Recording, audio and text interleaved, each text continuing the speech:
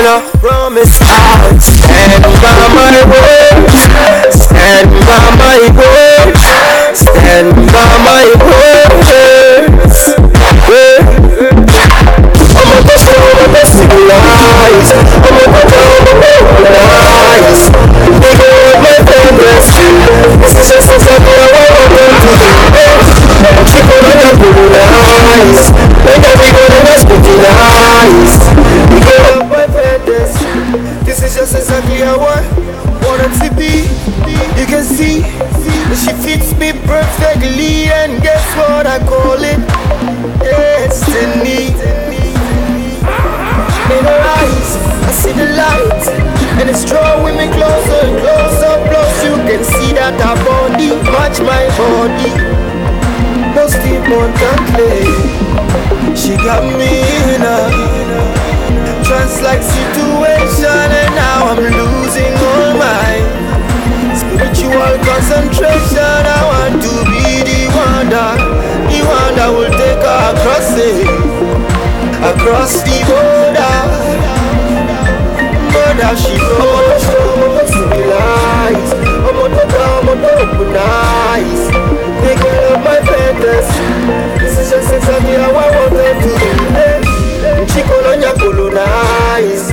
Lonya Bigo Lonya scrutinize. The girl of my fantasy. This is just exactly how I want. Have you ever seen a girl and you couldn't move your feet cause your heart skipped a beat and your mouth couldn't speak? This is just exactly how I'm feeling right now. I said she got the kind of power over me somehow. This kind of girl I cannot secretly admire. Got to step up to her and tell her she's my desire. Turn her to my queen so I can hear her call me sire. That's to have this girl, the devil is a liar, yeah. A picture of girl where to find, hey. I am the beholder. I said she's perfectly mine, kind of girl. I'm on the civilized. I'm on the open eyes. The girl of my fantasy. This is just exactly how I want her to be. Chico Lonya colonize. Lonya Bigo Lonya scrutinize. The girl of my fantasy. This is just exactly how I want her. She's the definition of flow in her mind. A perfect example of one of a kind, yeah. Mother she goes, a picture of girl where to find, hey. I am the beholder. I said she's perfectly mine, kind of girl.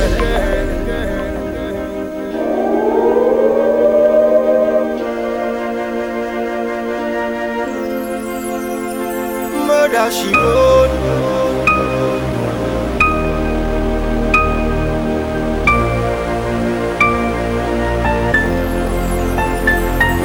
She wrote.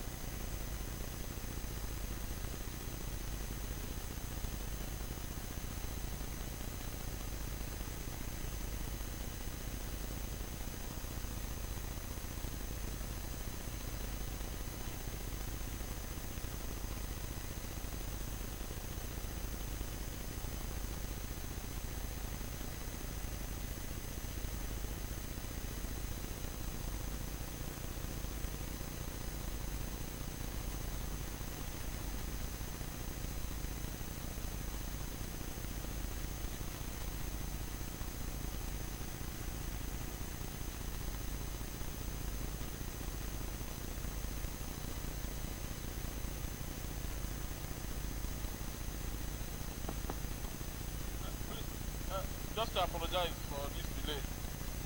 They want to connect your device so we can start. Please deal with us. Just about 10 minutes to be up and running. Thank you.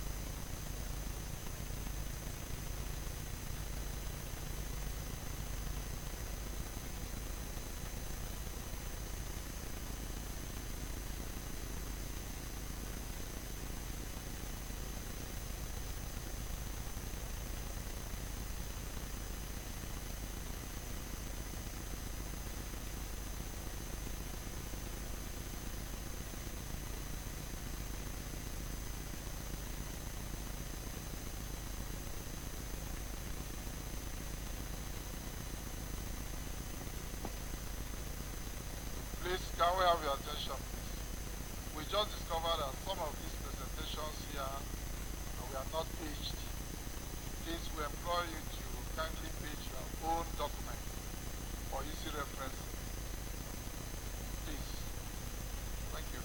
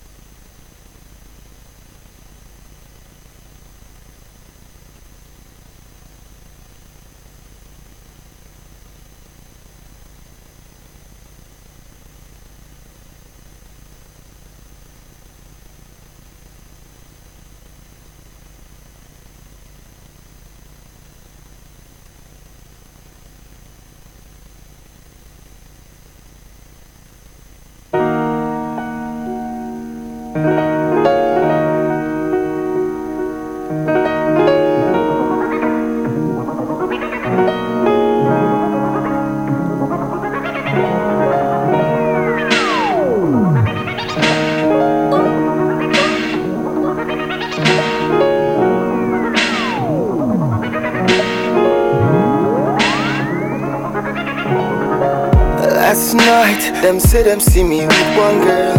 You believed it even though you hadn't heard a word from me. Even there so sure that you didn't contemplate it. You start to carry notes for me like shitty day my body. But God knows, say I be not there with anybody. Oh baby.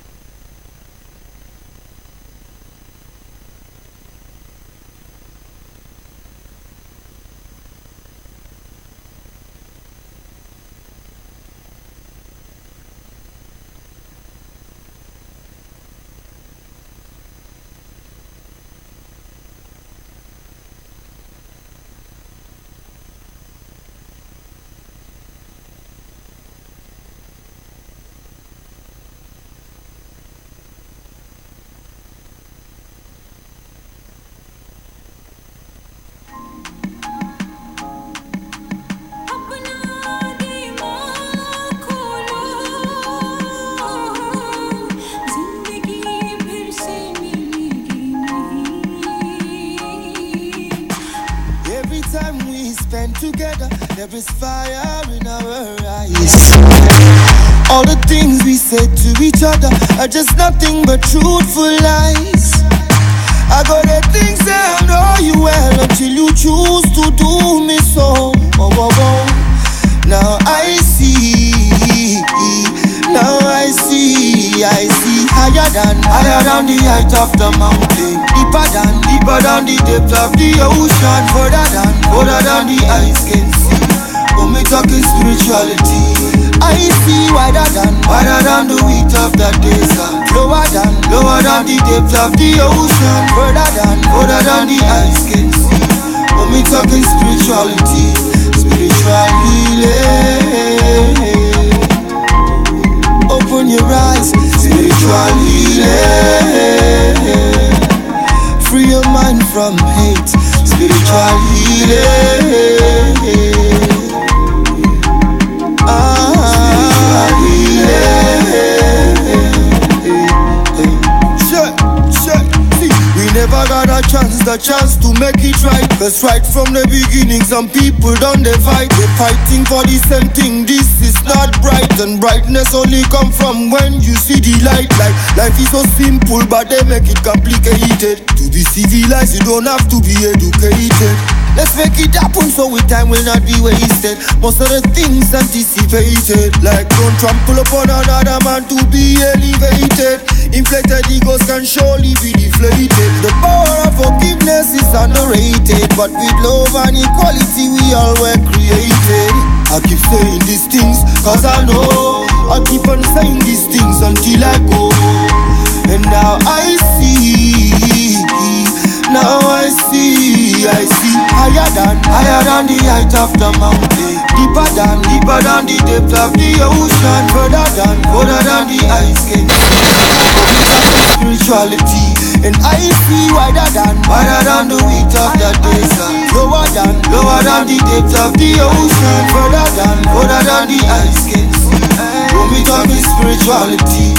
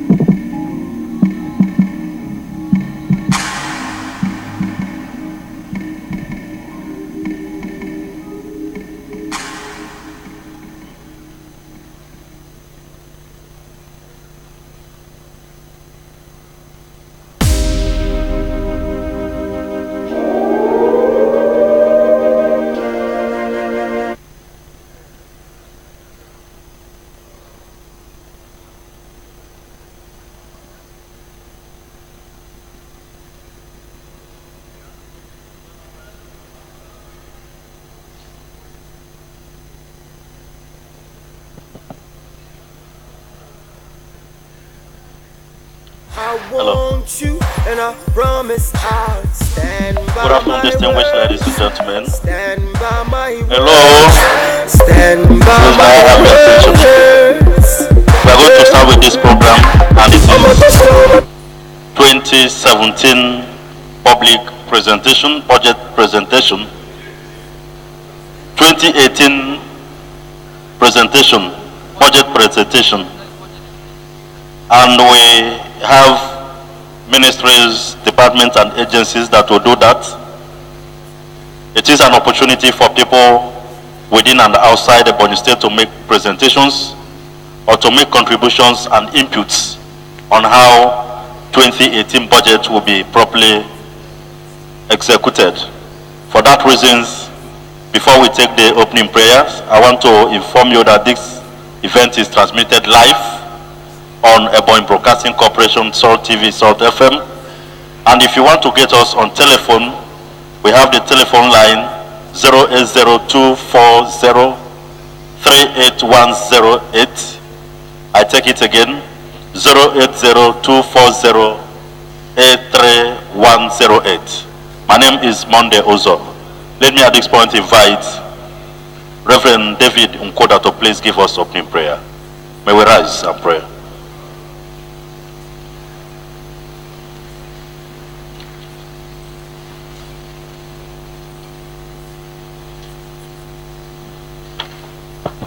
Hallelujah.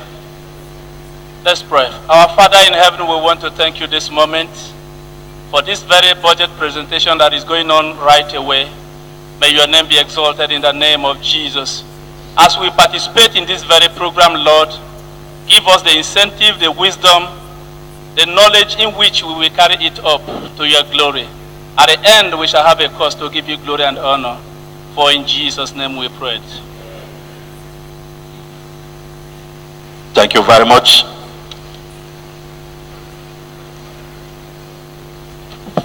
To facilitate this process, Executive Council Committee was put in place, and the chairman of that committee is the Secretary to Ebonyi State Government, Professor Bernard Ifeanyi Odo. It is my honor and privilege at this point to invite the chairman of the committee, who is also the Secretary to Ebonyi State Government, Professor Ben Odo, to please come forward and give us a background of this program. Prof, you're welcome, sir. Please, can we put your hands together for Prof?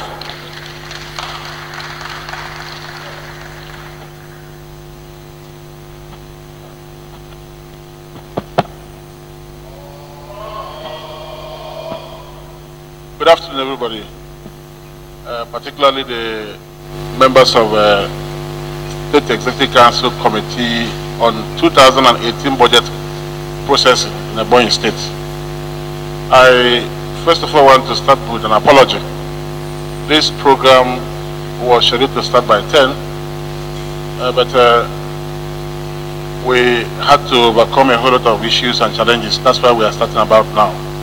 Please accept our candid apologies on that. Yes, today is very important to all of us and to Ebonyi State in particular. Budget processing is a key tool in planning for implementation of government policies and actions. Over the years, the process we had adopted and what we are doing today is quite different. This year we are doing things a bit differently because we want to involve our people from the day one of the budget processing procedures. Council approved that we commence this year's budget processing by interacting with members of the public in a cross-section and a different group of Ebonyans to participate either by funding program or by live participation in this program today. The whole essence is that the government is meant for the people. Under His Excellency Engineer Ebonyi, we believe that we are here to serve Ebonyans, and therefore whatever action we are putting together for 2018, those actions and agenda needs to be open to our people for them to make contribution. If there are specific items you think will help us make more progress to advance the course of our development, this is one single opportunity for you to make that contribution, and we will capture it in our process of budgeting. It's also important, again, that our people understand what we do in government. So it's also another means of being open and being transparent to all our people, both in the Ebonyi State and outside the Ebonyi State.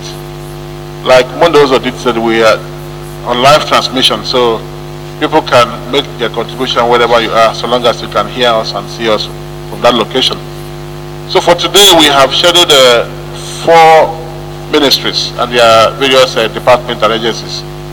The ground rule is we will call each ministry, the commissioner will lead, and those who are under him, the department and agencies will also come along with them and make their presentation.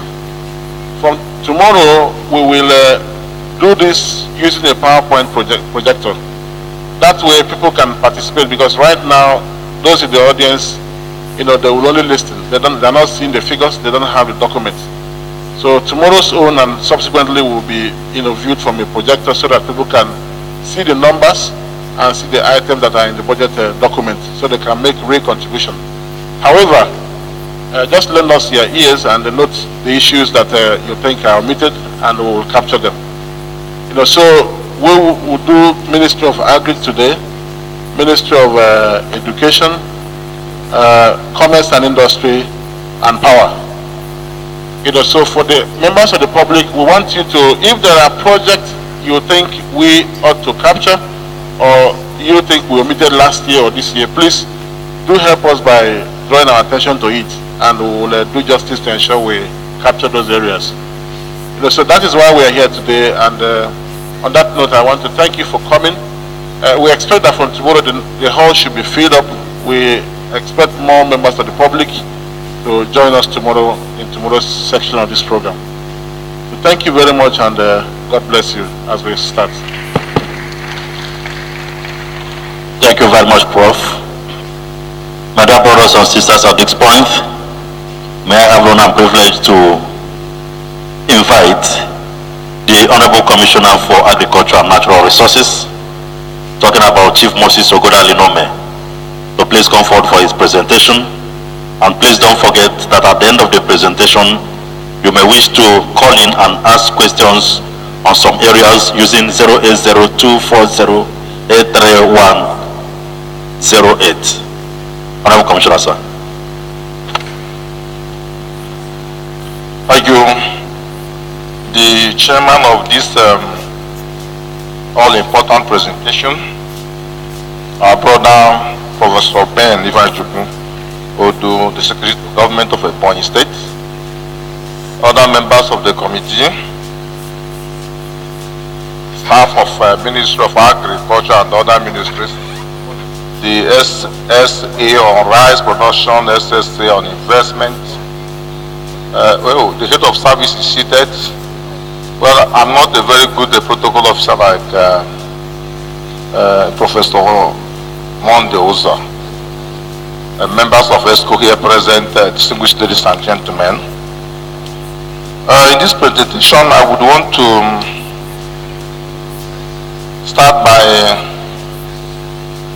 discussing the performance of 2017 in the Ministry of Agriculture, and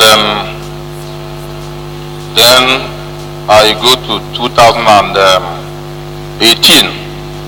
First, we were all witnesses to the recurrent expenditure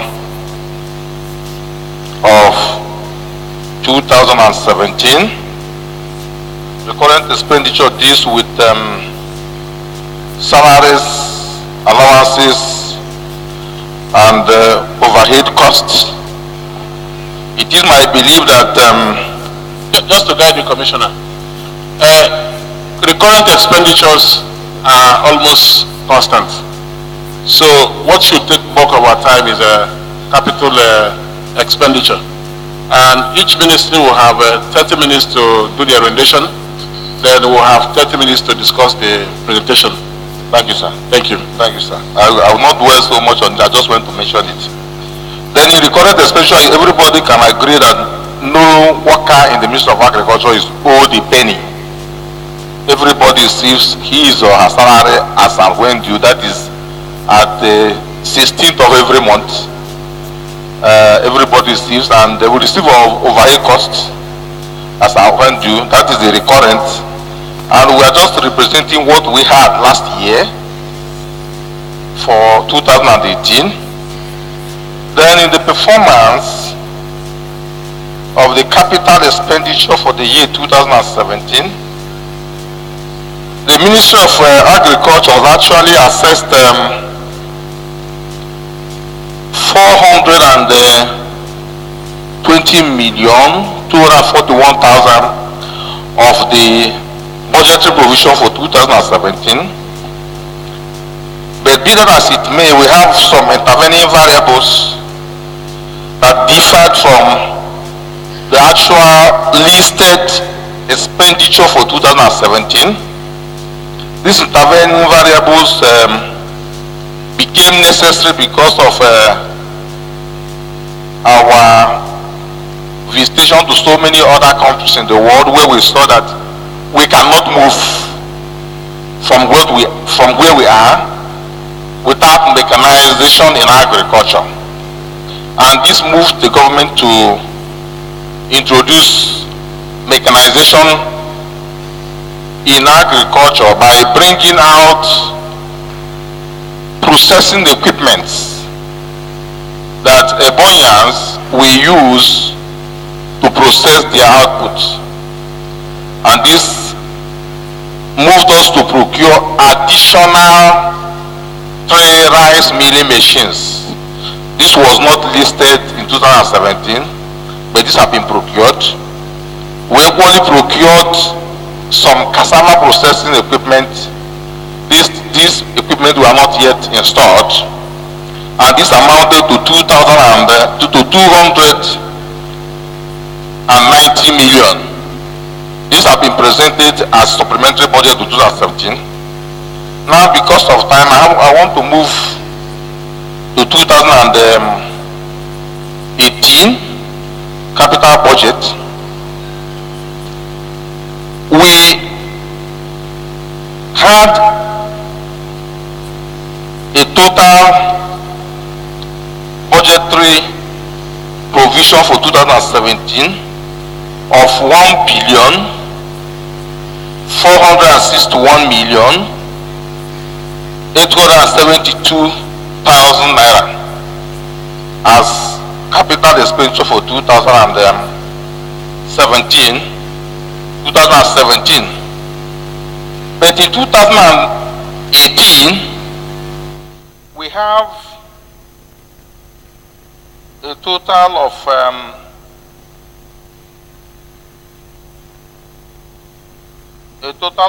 3 billion 556 million 450,000. This was because we looked at the provisions of 2017 and we saw that there are a lot of rhetorics and theories in it, and we decided to go into practical terms of what we think shall boost our agricultural output in 2018. This we wanted to do by first to start all our agricultural program on time in 2018, and we want to dwell so much on wet season farming. Last year there was no provision for wet season farming, but this year we made the provision of 1 billion for that, which took about 30% of the total expenditure for the year 2018. Then in land development, we discovered that we cannot move from peasant farming if we don't go into mechanization, full mechanization. And we believe that we can only go into full mechanization by developing our lands. And this we budgeted for this year. And that's the live coverage of the account of a budget presentation, account of implementation of the 2017 budget by Ebonyi State Government, ministry by ministry. And if you are watching us live on SALT TV, that's the Commissioner for Agriculture and Natural Resources, Chief Ogodali Nome. And if you're also listening to us live on SALT FM,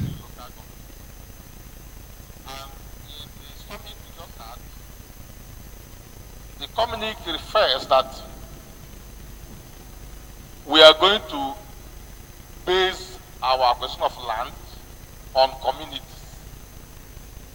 That's why we said that any community who first donates the land of 500 to 1,000 hectares, we will develop that land and allocate that land to members of that community on 1 man, 1 hectare program of the state government. And this is the only way we think that we are going to drive 2018 budget. Again, we made provisions for inputs, farm inputs. We cannot move from where we are if we don't have improved seedlings, both yam improved seedlings and cassava improved varieties. For now, we are still managing what we have here as certified rice seeds, but we are negotiating with IITA on bringing out the required certified international standard for our 2018 rice seedlings. These are the areas we think that we want to move. And again, we believe that the agri-extension agents we have in the field should be utilized more this year by educating our farmers on the best practices in applications in the farm inputs. All these were contained in the budget estimate. Sorry, we didn't have the slides where we are going to show it. But I think the committee has the copies of what I'm talking about. You see, in Ezula Farm this year, as I talk about the wheat season where we allocated 1 billion, those who harvested their rice early enough are going for second harvest in the same portion of land, and there was no other plantation or other applications. This we want to achieve by first encouraging our farmers to go to the farm early enough. It has been proved that in rice production you can harvest twice in one particular land in wet season. If you plant on time and harvest on time, the same portion of land will give you the same yield. And that's why we are allocating the whole 1 billion for wet season rice production. This is receiving the highest allocation in the budget. The second one should be land development. And we are thinking about improvement on the veterinary school. In our veterinary school, if you take a trip to the veterinary school, you actually know that the school is underutilized. And we are thinking about reconstructing the veterinary school and bring life to it.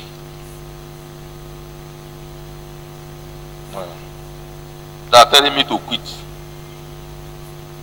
So it is our belief that if we do more work in our veterinary school, it will give our people the required impact. Then we budgeted for that here. We equally budgeted for rehabilitation of hatchery. This is another place that we are putting 1 billion. The hatchery requires urgent attention of the state government. It's our belief that by this year we will enjoy the broilers, the eggs of the hatchery, which some of us have almost forgotten. And that's why we budgeted 1 billion for that in this estimate. More importantly, we imported 3 rice processing machines to Ebonyi State. They are all in government house. This estimate here budgeted for the installations. One will be installed in the central, that is at Agba. One will be installed in the north, that is at Ohuku local government. And one will be installed at Uburu. This budget has allocation for that, and we believe that if we install this will reduce the influx of people coming to Abakaliki to buy rice and buy other things. We made equally provisions for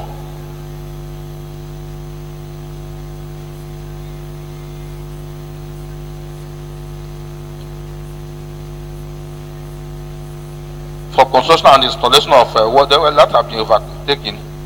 This is what we think that 2018 budget should give us, and we expect that this year, as the governor have appointed SSA on rice, SSA on cassava, yam and maize production, we made provision for development of yam production in the Ebonyi State.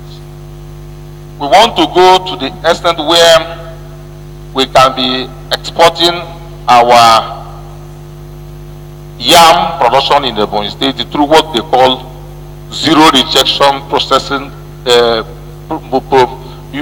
processing methods.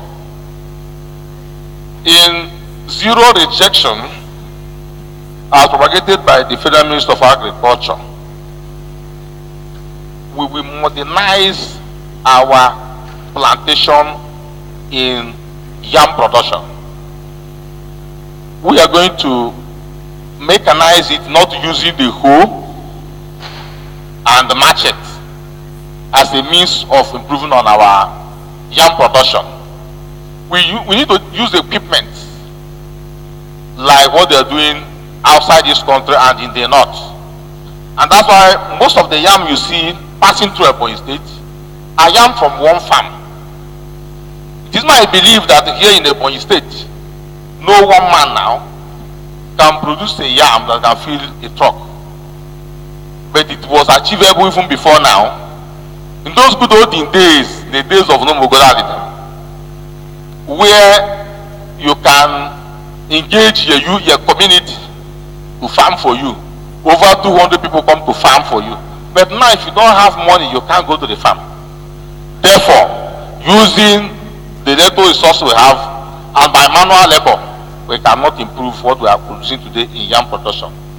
The same is applicable to cassava. Today, the Minister of Agriculture, through the ADP, produces bread, cake, change them with cassava. These products have been showcased and is widely accepted by even the president of this country, and we have made a test of it. Which means if we produce our cassava with the cassava processing equipment we have in Ebonyi State, we can stop the importation of flours into Ebonyi State, just as we stop the importation of rice into Ebonyi State. These things are things we package that if this year's budget is utilized, which we believe we have the desire, we have the passion to implement this budget. By this time next year, we should be producing cassava for export, cassava for production of bread, cassava for production of chin-chin, cassava for production of every other, including cakes that we use in our garden. These are the things we believe the Minister of Agriculture, through 2018 budget, can offer to the state. And these have been enshrined into this 2018 budget. This is what I think that we have prepared for this year. Thank you very much, Mr. Chairman.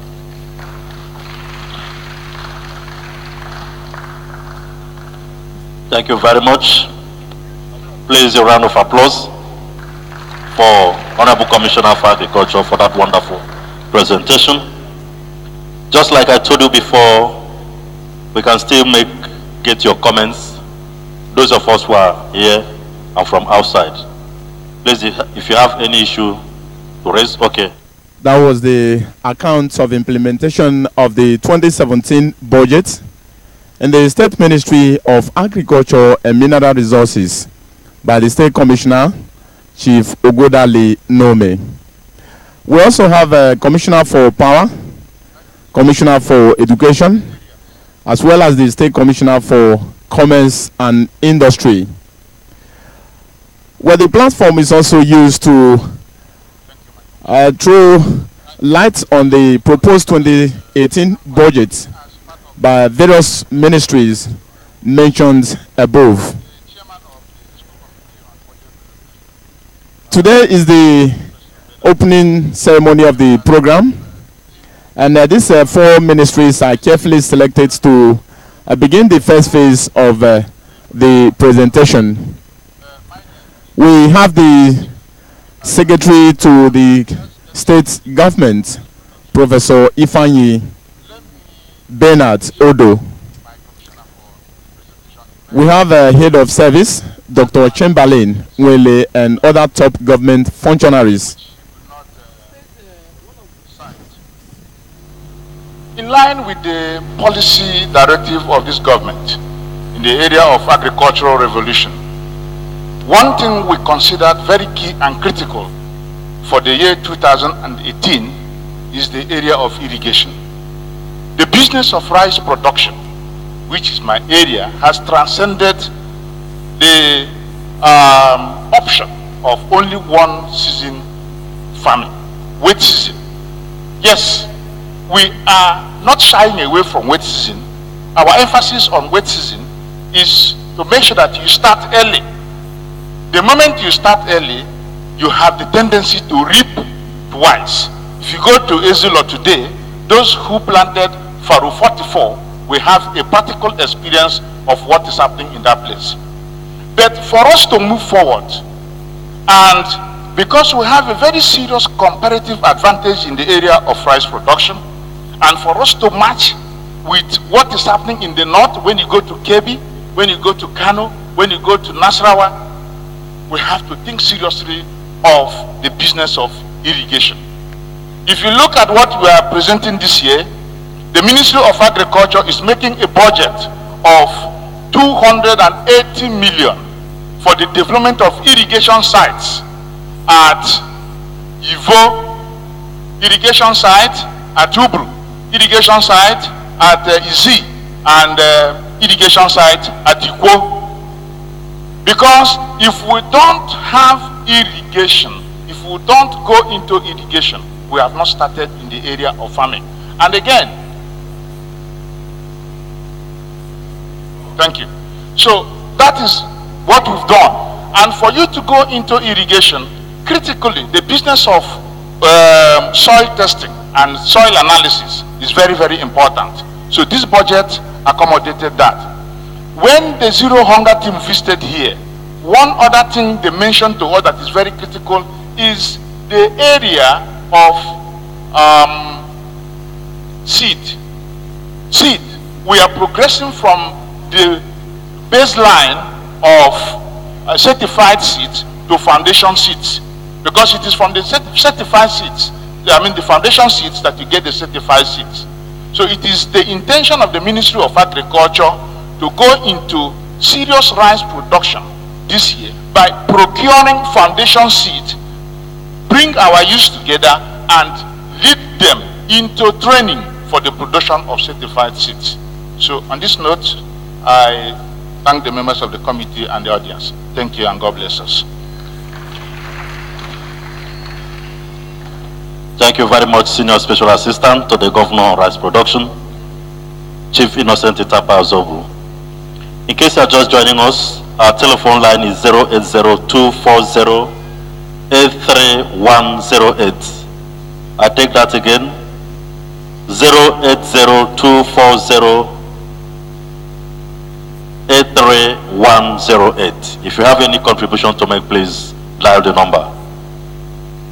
As we are waiting for the contribution from the audience or from the public, we expect that some of our SSAs in agriculture, like the SSA on investment, we're handling the fertilizer plant, should come up here and highlight us as the SSA on rice production highlighted us in his own department, because we cannot move forward without all of us coming together to move the ministry forward. SSA on investment. Just a guide there.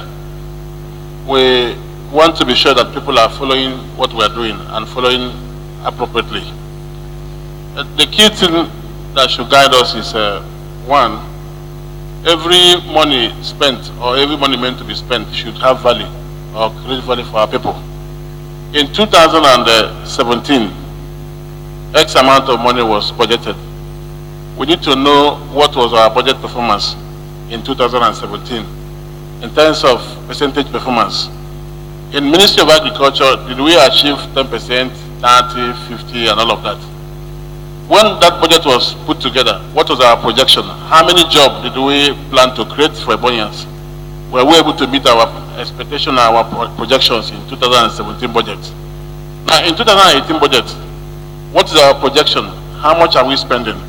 On these documents you gave us, there are line items from number 1 to number 26.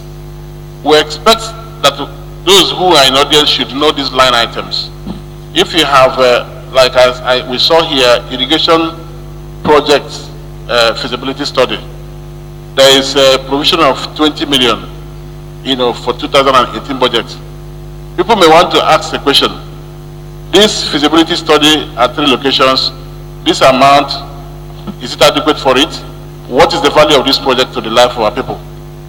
Line number 2, allocation, building of livestock markets. So we would want you to speak to the document you gave to us. Let us know what is the document. If there are things people here are strongly convinced should be here and not here, they will call our attention to it.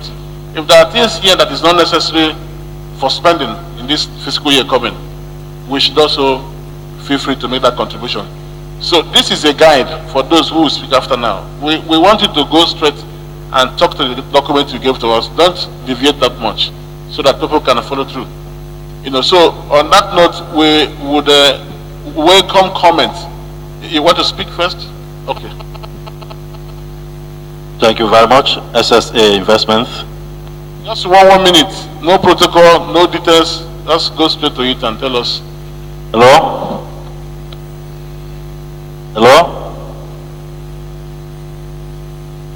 Hello, please, can you tell us who is calling? Hello, good afternoon. Good afternoon, please. Can you tell us your name and your location?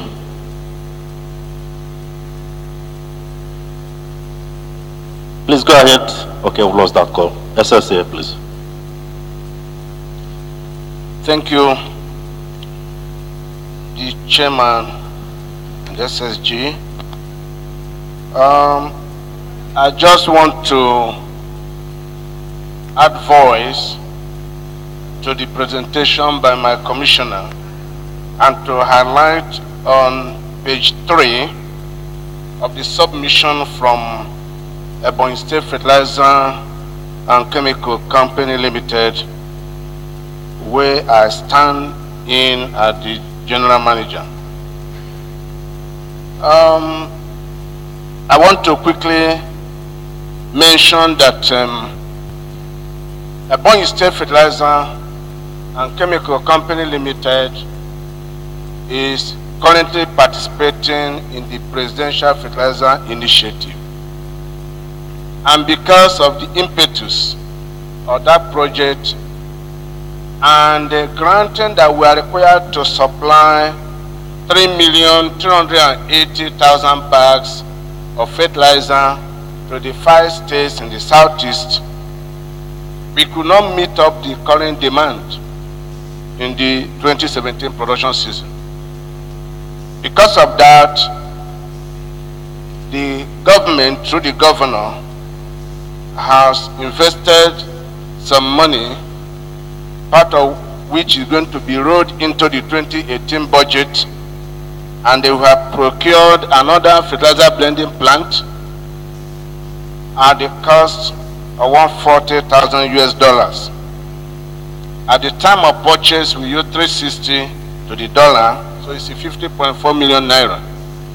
As I speak, it's being shipped from China to Ebonyi State. So we have made much of the payment this year, so we are now taking the $14,000 remaining as a balance into next year. But the budget for construction and the installation of the building is, or of the plant, is what we are taking into 2018 budget. That is the aspect I want to clarify. The building, the fencing of the 7.218 hectare piece of land that has been surveyed to house the second fertilizer blending plant. We have tried to capture that into the budget. And the 2 warehouses we have roofed. We want to do filling with laterite now, compacting and getting it finished. So far we have spent 42.9 million on that, and we want to complete it. So such ones we have taken the cost to be part of what we'll be spending in the year 2018. Thank you very much for the opportunity to highlight this. Thank you very much, Prof. Once again, our telephone line remains 08024083108. You can call in and make your contribution. And from the audience, if you have any comments or contribution to make, please, we can oblige you. Thank you very much. And at this point, we'll be expecting Commissioner for Commerce and Industry to be please getting prepared. Okay, we have a comment. We need to hear more from people here. Yes. Okay, Elder, please come forward.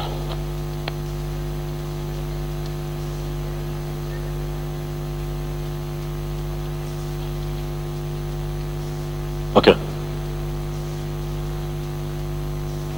The chairman of the budget committee and other members of the high table, my brothers and sisters, my name is Elder Steve Orogo the Senior Technical Assistant in the Office of the Deputy Governor.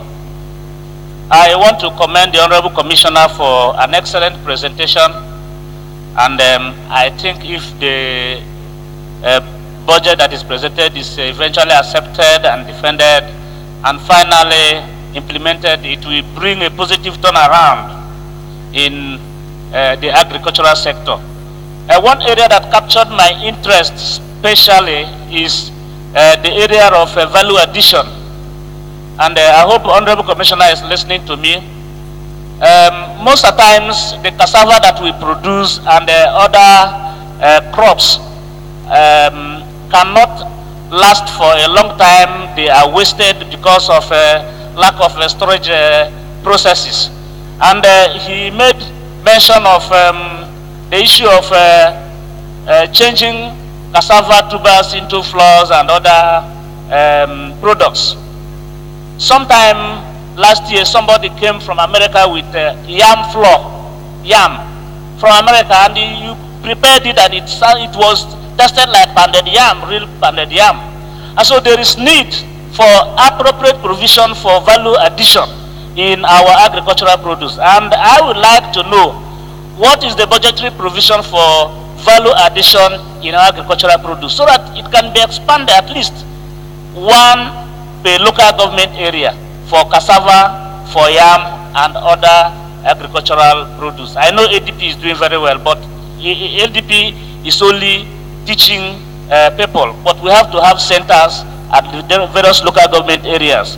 So value addition, Honorable Commissioner, what is the budgetary provision and how can it be scaled up so that it will add value to what we are producing? Thank you very much. Thank you very much, Honorable Commissioner. Please come forward and respond to that question. Thank you. Let me request the person in charge of value addition to respond to that. ADP, Dr. Ebonyi.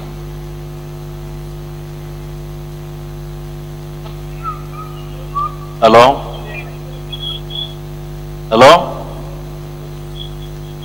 Hello? Who is on the line? Hello? Okay. Dr. Mrs. Ebonyi, please.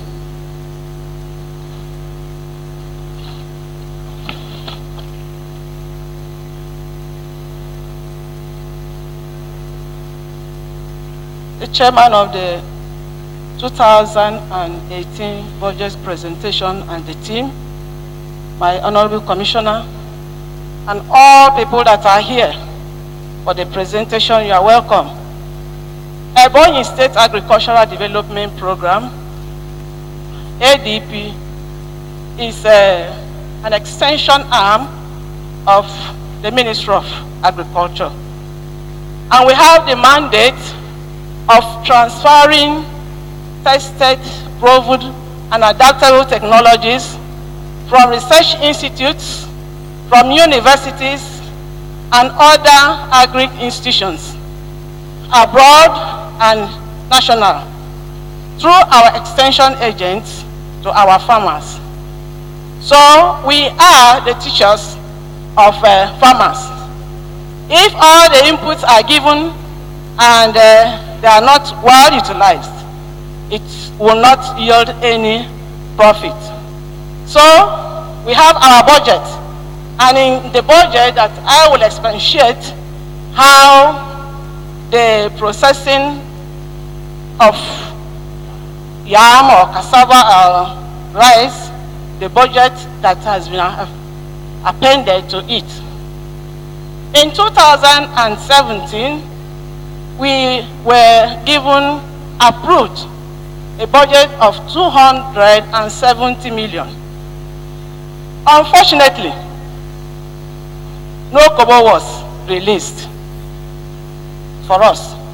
So we reintroduced, and because of a high cost, this year we have proposed a budget of 465 million. And normally, IFAD includes her budget with us for their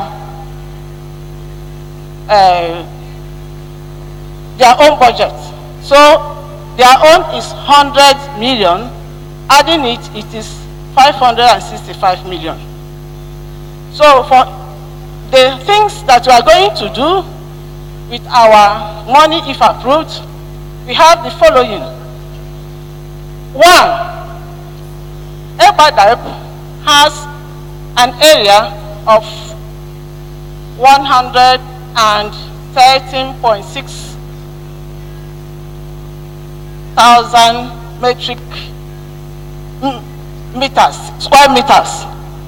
And we are using it for our demonstrations and for building. But it has not been fenced. And because of that, we have a big problem. All our demonstrations, cattle rearers came in and devoured it. Honorable, that's where we are. Honorable is he. Pardon?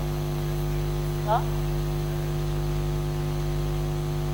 We are located at Izi, Honorable, and because of that, we have budgeted 15 million for the fencing of Ebonyi to avoid encroachment of neighboring villages coming to build unauthorized buildings and farming. Then cost of acquiring extension technology. Hello, doctor. Just a guide there. We want to take your ministry's budget as a holistic document. So what we will be suggesting to your MDA, led by your commissioner, is to put all of this together as a composite arrangement. All right.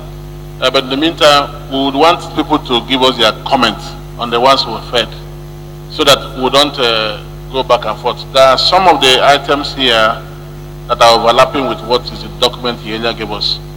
So we would want yourself, fertilizer, rice, the ADB, and we haven't seen anything on Fadama here and AFAD, because usually we will give them counterparts.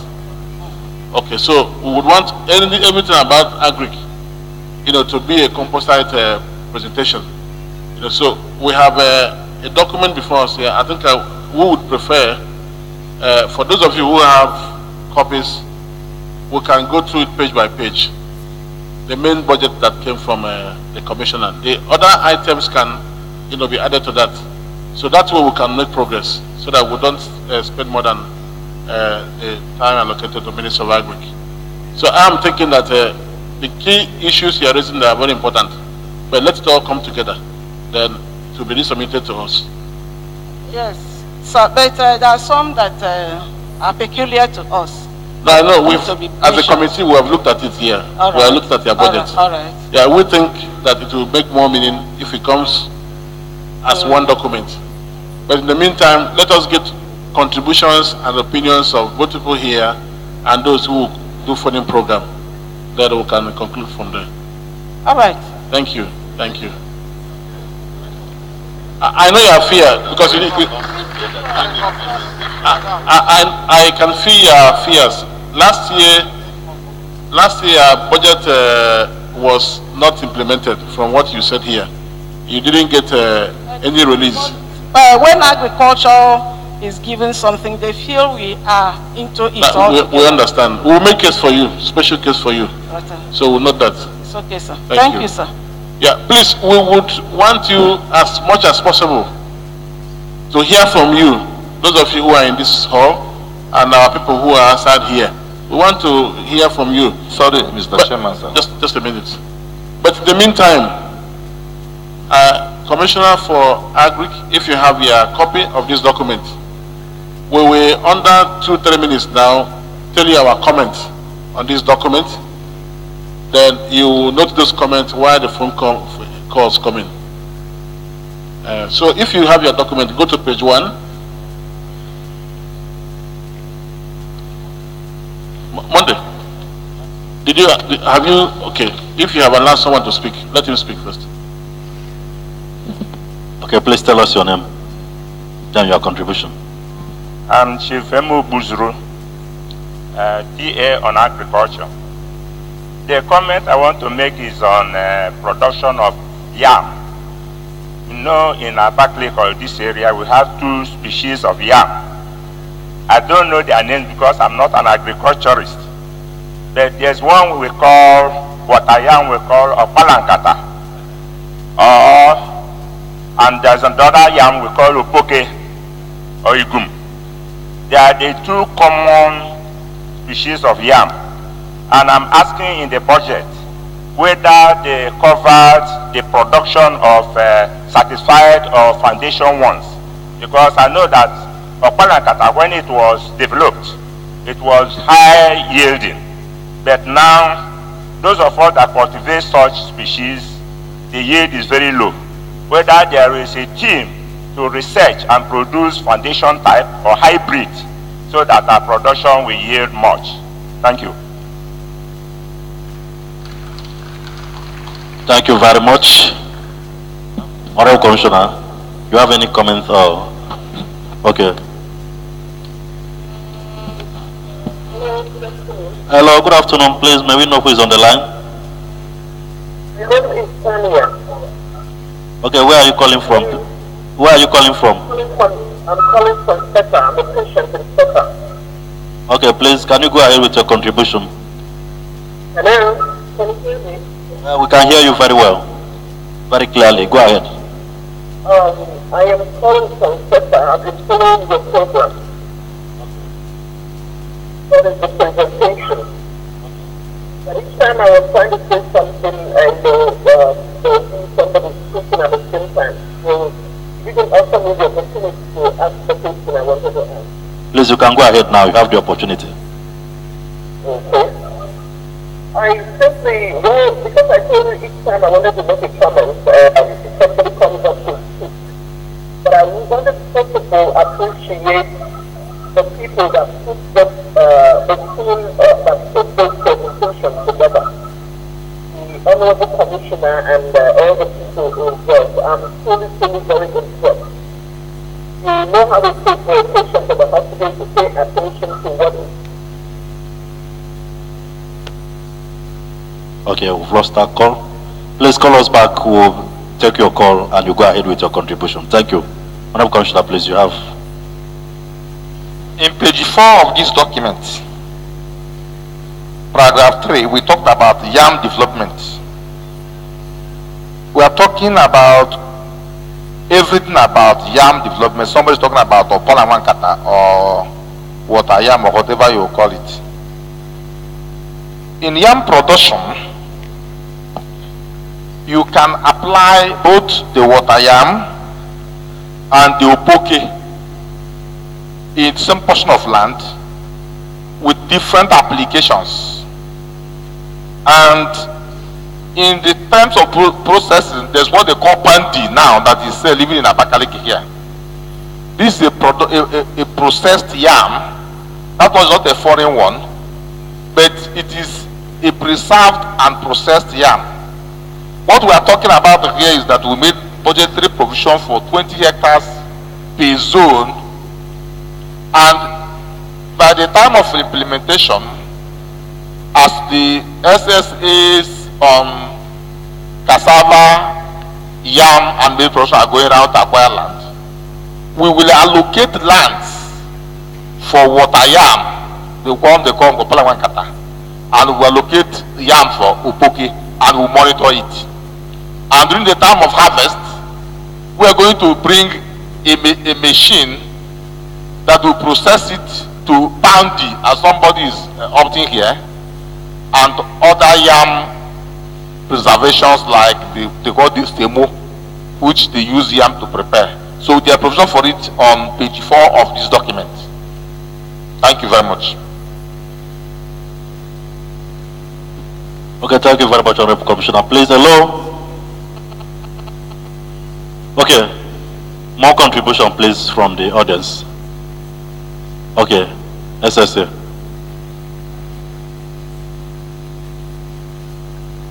Hello?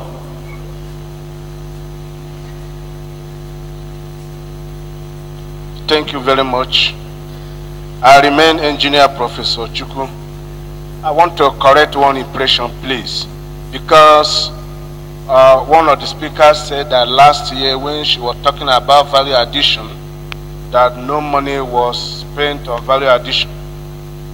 When we are talking about last year, we are talking about this year, the current year going.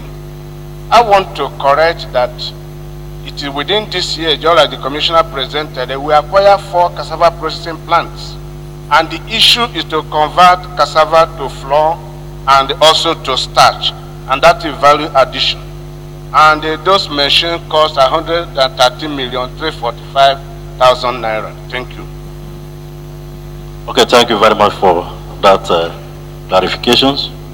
Please, in case you are still or you are just joining us, don't forget that our telephone line is 080240 83108. 080240 83108. Thank you very much.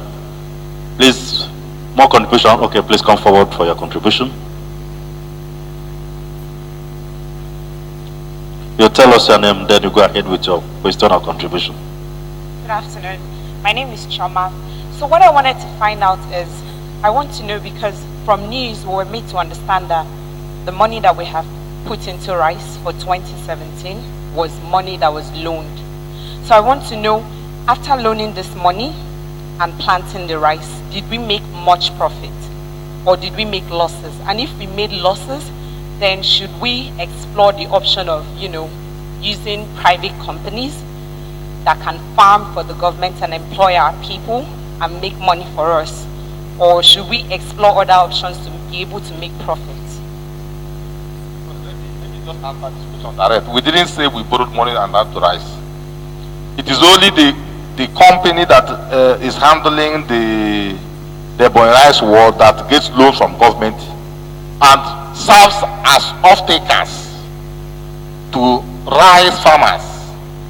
Because we believe that if a farmer goes to farm and he has no off-takers, he or she may not be interested in going back to the farm. And that's why government makes money available to Ebonyi rice ward to serve as off-takers on rice production. As a matter of fact, we have gone 70% above what we did in rice production last year. Therefore, we are making progress. We are making progress. And anybody who has opportunity to go to Ejula farm, Ndof to farm, Ndezimego farm, will attest to the fact that we have tripled our rice production in 2016. And that is affecting even the sales. As I speak, by this time last year, a bushel of rice, what we call bushel, which is 25 kg of rice, was sold in Ebonyi State for 7,500 naira. But as I speak, it is sold for 4,500, which means there is impact on the improvement on rice production.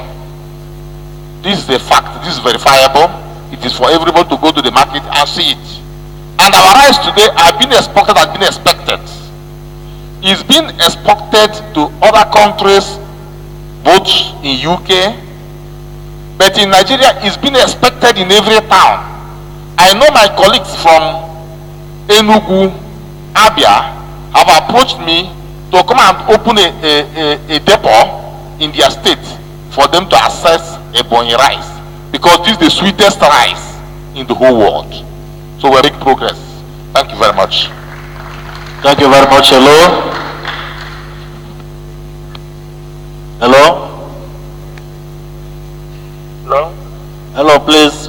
Who is on the line? Me. Please. Okay, Prof, go ahead with your contribution, sir.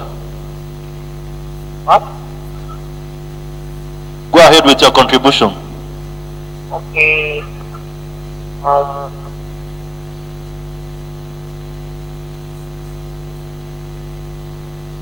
Okay, thank you very much. The chairman of the committee, please. Just to add to what the commissioner said regarding the last comment. The issue she raised is very important. Last year, we deployed about 2 billion from CBN, the CAT loan, agricultural commercial loan. At the end of the last planting season, that loan recovery was less than 25%. And I think that's our worry. As a government, if we have spent that kind of money and recovery was low, this is not happening only in Ebonyi State, it's a nationwide problem. Because once you give the farmers the money, they have a different view of it. They see it as a political agenda. So some don't return the money back. And she is saying, wouldn't it be wise for government to engage private sector large farmers, channel this bulk money to them, they engage our people as people who work in the farm, pay them salary. That way recovery is enhanced. I think that's the question she asked. And it's quite, the way to go, because even the new policy of government this year, if we have paid attention to what the governor has been saying, the idea is that the 1,000 hectare per local government will be solely managed by an independent company or individuals. Now, the idea is that in such locations, the community that owns the land becomes a board of directors of the company. The investor or the person who is going to be solely responsible becomes the team leader of that investment. So whatever support that is going to go to that location, we go to the company and one person is responsible. Whether he is buying agrochemical or buying seed or doing land preparation, it's his business. We hold him responsible. For instance, if initially we have a company A that is doing 1,000 hectares initially, government will deal with the company direct, not with individuals. So that way, if government have put in, let's say, 100 million initially, the company is responsible for that 100 million. They make their profit, pay their workers, and pay government back whatever support government has offered. I don't know whether that answers the question. So that's the direction we are going for this year. We don't want to continue with the idea of distributing money to people. When you distribute the money disappears. It doesn't come back. Even around the world, I give you, for instance, Dangote is a businessman. If you split all his wealth among all Nigerians and tell them go and do business, the money will disappear in 1 year. But as a single business entity, he is able to build his business, employ people, pay their salary, and make profit. The empowerment scheme that we have done in the last couple of months now, the whole idea is, for instance, in this document, there are certain provisions we made here, which we on this table, we are thinking that this budget should not really be something that should bother us. If we go page by page, we'll raise it so that you can hear us also. In areas of certain investment, those investments should go through private sector individuals. That way, whatever money goes out, we will be sure the money will come in. If we continue to distribute money to individuals, this money does not come back. And you can't measure the impact of the money in our economy. So that is the issue she raised, and I think it's important we all note that. If we don't have more comments, can we receive comments from the table here? Then we'll go to the next ministry.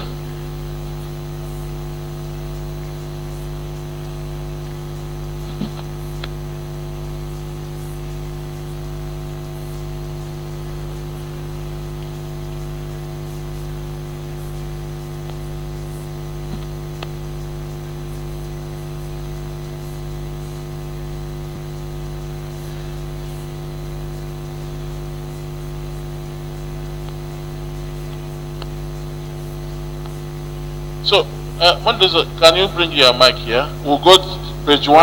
Okay. Those who have the document. Prof, let's take this call. Okay, go Hello? ahead. Hello? Hello? Hello? Hello, please. Who is on the line? My name is Frank. Okay, go ahead with your contribution, sir. My name is Frank. I'm calling from our colleague. Can I speak to the committee or the program? Yes, please go ahead. They are listening. I can go ahead. Yes. Okay. I'm concerned by the way the Ministry of Agriculture budget is handled. I don't know whether what we are looking at is government going to farming. So the budget are presenting it as if it is a government plan to go into farming. I said that what should be the concern of the government is the enabling environment. Provide the enabling environment that will make the farmers or make agriculture to grow. Because the one education is about talk about irrigation. Irrigation and that, irrigation and that, irrigation and that. And they try to politicize the irrigation. People who never got to see the way irrigation actually done in a environment. So that I feel concerned. Secondly, you do not have synergy. You do not have synergy between them and rural development. Because each time I talk about area of rural development, it don't take into consideration at all. And people lose their crops because of bad road and so on. You know, agriculture don't talk about it. Rural development don't talk about it. It's like we are not really concerned about how to develop the agricultural sector. Well, it is not going to the decision of government to go into farming. It is not the decision of government to go into farming. It's about providing enabling environment for people to go into farming. People are ready to go into farming, but enabling environment must be made available. Again, when we talk about the Ogoda talked about the low price of rice now. It is not an interesting story for farmers. But the story is below the cost price. Cost of labor is very high because of human labor used in production here. Cost of labor is very high.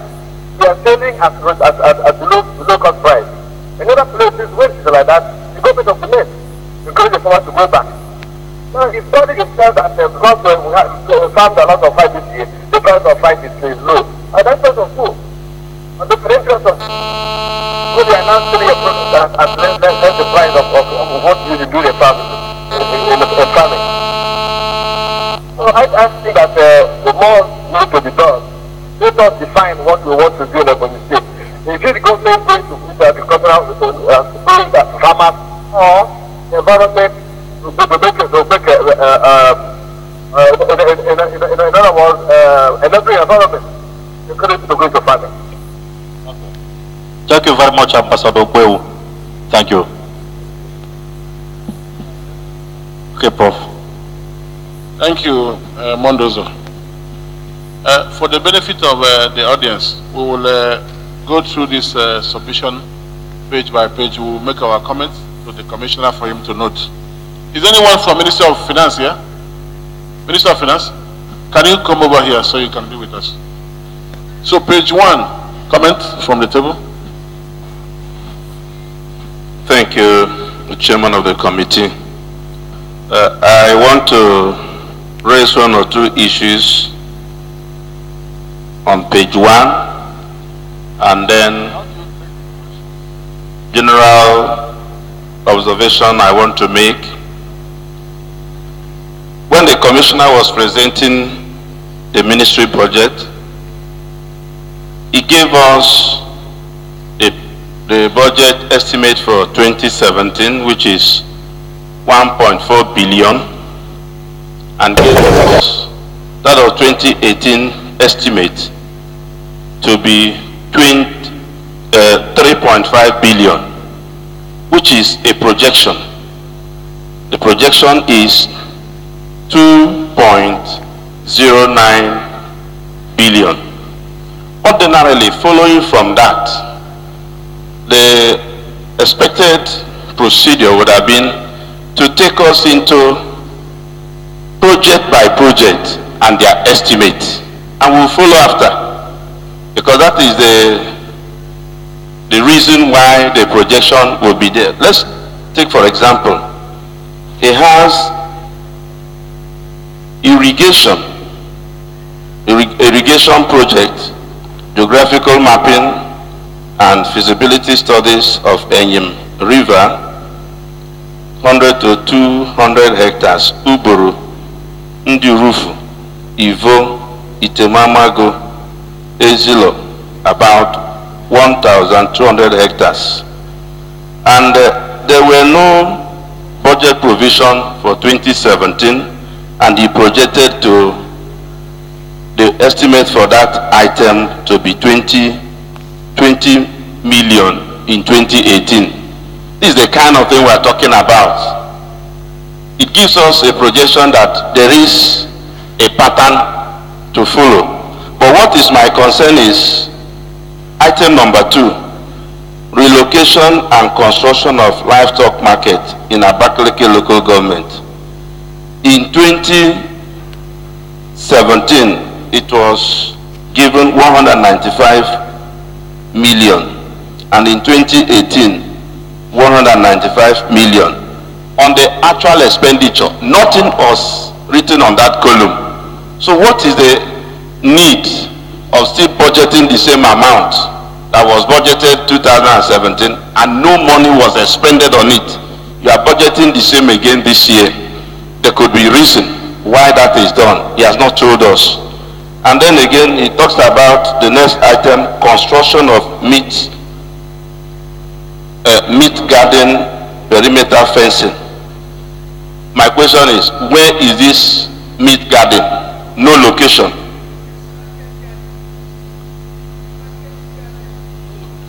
Market garden, where? Where is it located? And then he has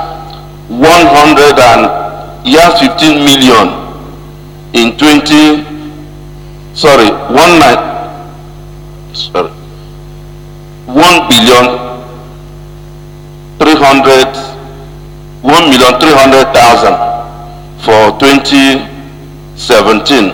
Nothing was expended, and he came to give us 3 million as a projection. Some of these projections simply had no basis, because there must be a kind of underground foundation that will make us believe that because this was spent in 2017, there should be this projection in 2018. And so a lot of them are like that. It talks about oyster mushroom program, and the projection for 2018 is 40 million. 35 million was budgeted 2017. Actual expenditure 16. So why the 40 million when 35 was budgeted and only 16 was spent? Why the projection again? So this is my observation in page 1. Thank you. Mr. Chairman of this wonderful committee, distinguished Ebonyans, Honorable Commissioner for Agriculture, I want to sincerely thank you for this wonderful presentation. My general observation or comments are as follows. 1, I had expected the Minister of Agriculture to match their expected expenses for 2018 against the projects. This was not judiciously done or carried out. Secondly, there is a difference between program presentation and budget presentation.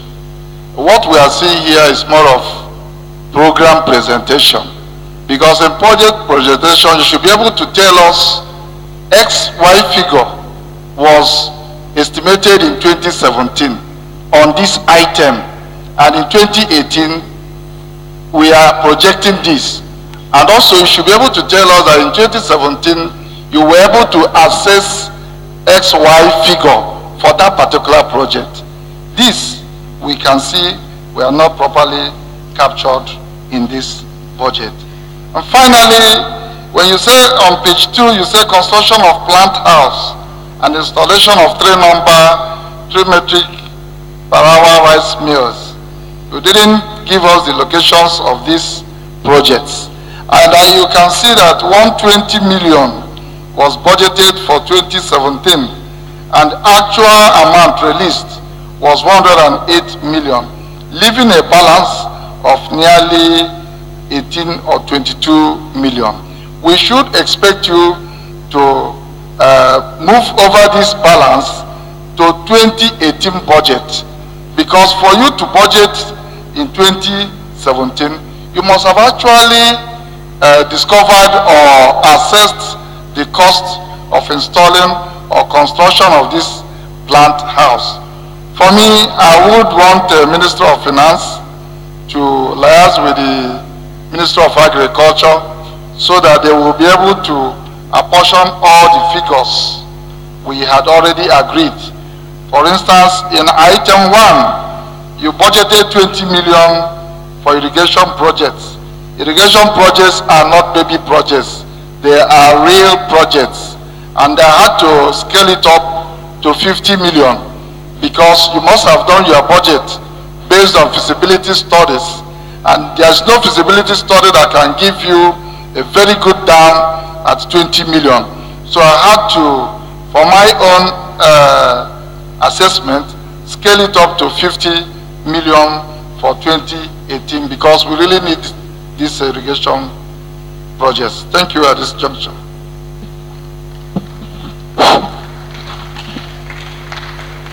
All protocols duly observed. Mine is to point out that we are not here to debate this budget or to pass this budget.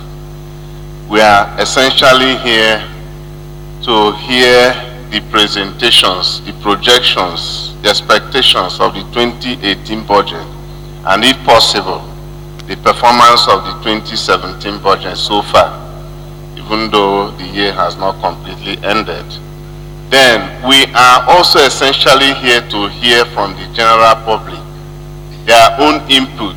If there are areas the previous budget didn't do well, or if there are expectations that were not met, we expect that it is in this public presentation that the public should tell us their expectations for 2018. I think these are the key things why we are here. Thank you.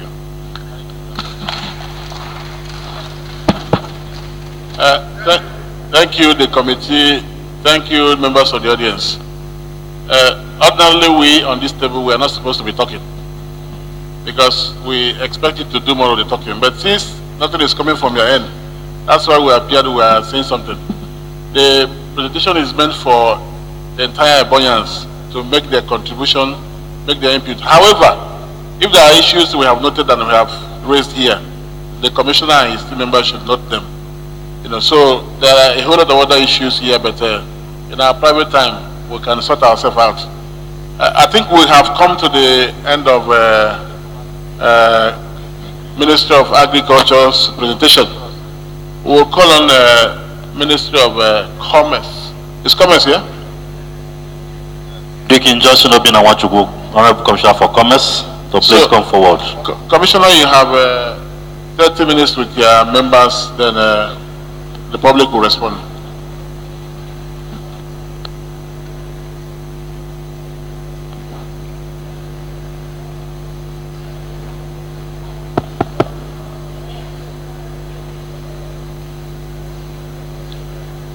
Good afternoon, the chairman of ESCO Committee on 2018 budget. Please, can you, if nobody leaves, hey, no, please. Let's all get seated, please. No, relax. You are not vacated to anywhere. Please, nobody is leaving. Please, I beg of you. Let's respect the commissioner. Let him talk to us, please. In the next 1 hour or thereabout, we will conclude. Hello? Well, before live telling, let's cooperate, please. Okay, thank you. Go on. Thank you, the chairman of 2018 ESCO Committee budget presentation and the secretary to the state government, the members of the committee, my colleagues, the great Ebonyans, the great men, the gentlemen of the press, ladies and gentlemen. We are here this afternoon to do a very important government program, function. That is letting the public know what is the government plans for them for the coming year 2018 as it concerns budget provision. I'm here to discuss the budget provision for Ministry of Commerce and Industry. And we know that commerce and industry in every state is the commercial, it handles the commercial activities of the state. And I will start this way. I will start by reviewing our budget for 2017. What was our projection for 2017? What did we achieve? What are we going to improve on? That will help us so much. Mr. Chairman, my presentation is going to be in two facets: specific budget and the general information to the public. That's what we're going to do this afternoon. The document before you, the committee, you will find out that for 2017, we budgeted for the completion of Abakaliki International Market. We budgeted the sum of 971.3 million. Incidentally, this amount was not spent. We didn't spend it. The reason being that there were some things that needed to be done before we can step in fully to complete the market. That have all been done. And of course, you know that when you fail to plan, you plan to fail. So we have planned and we have done all that is expected to be done before we can move in to complete the market. And that is why if you look at the budget for the completion of the market for 2018, instead of budgeting 971 million, we are budgeting 3-point-something billion to complete the market. So that is what happened there. So in 2017, nil amount was assessed. But we rolled it over. We rolled the amount over, and even not just doubled. We really made re-budget for the market for 2018. Then after that, you will see where we made provision for the small scale industries in the state. Yeah, we budgeted there about 191-point-something million for 2017. And 2017 actually, that amount was not assessed. And we are rolling it over to 2018. You know that government has a lot of things to attend to. And there's no time government can attend to all their budgets at the same time. If you look at what is happening in the state, you will find out that in the area of roads, power, water, and so many other projects, so many things happened this 2017. And the government have decided now to move towards industrializing the state. And that is where we are going for 2018. And that will start happening. That's why I said that in 2018, that my presentation will be in two phases, specific and general. By the time I finish with this specific budget, I will tell you so many other programs that the state government is already working on for 2018 as it concerns Ministry of Commerce and Industry. You will also look at the provision the government made for regional markets, where they budgeted about 150 million. They also budgeted for establishment of industrial layout, about 105 million there. They budgeted for the regional market. Government, my ministry had in mind of establishing regional market in the 3 zones, and we made budget for it in 2017.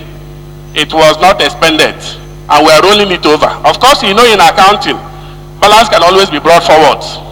So if there's a budget that is made and is not expended, it can be carried forward. That's why we are carrying all these figures forward for 2018. And I can assure you that by 2018, these projects will be attended to. Then, I've talked about the international market, which is the major interest of the government for now. I've told you we have budgeted about 3.5 something billion for that market. And very soon, work will commence in international markets. The regional market I talked about, I told you the amount that is budgeted there. It will be handled in 2018. We also had in mind of having modern markets in the 13 local governments of the state. There's a provision budget for it, and it will be actualized in 2018. Then I want also to point out that Ministry of Commerce and Industry is like a bridge between the public and some other ministries. We have a department called Cooperative Society, Department of Cooperative Society. And what we do is that most of this empowerment you hear about, the state, though the Commissioner for Economic Empowerment will talk on that when he will be addressing Ebonyans. The state government have empowered about 4,000 youths and women.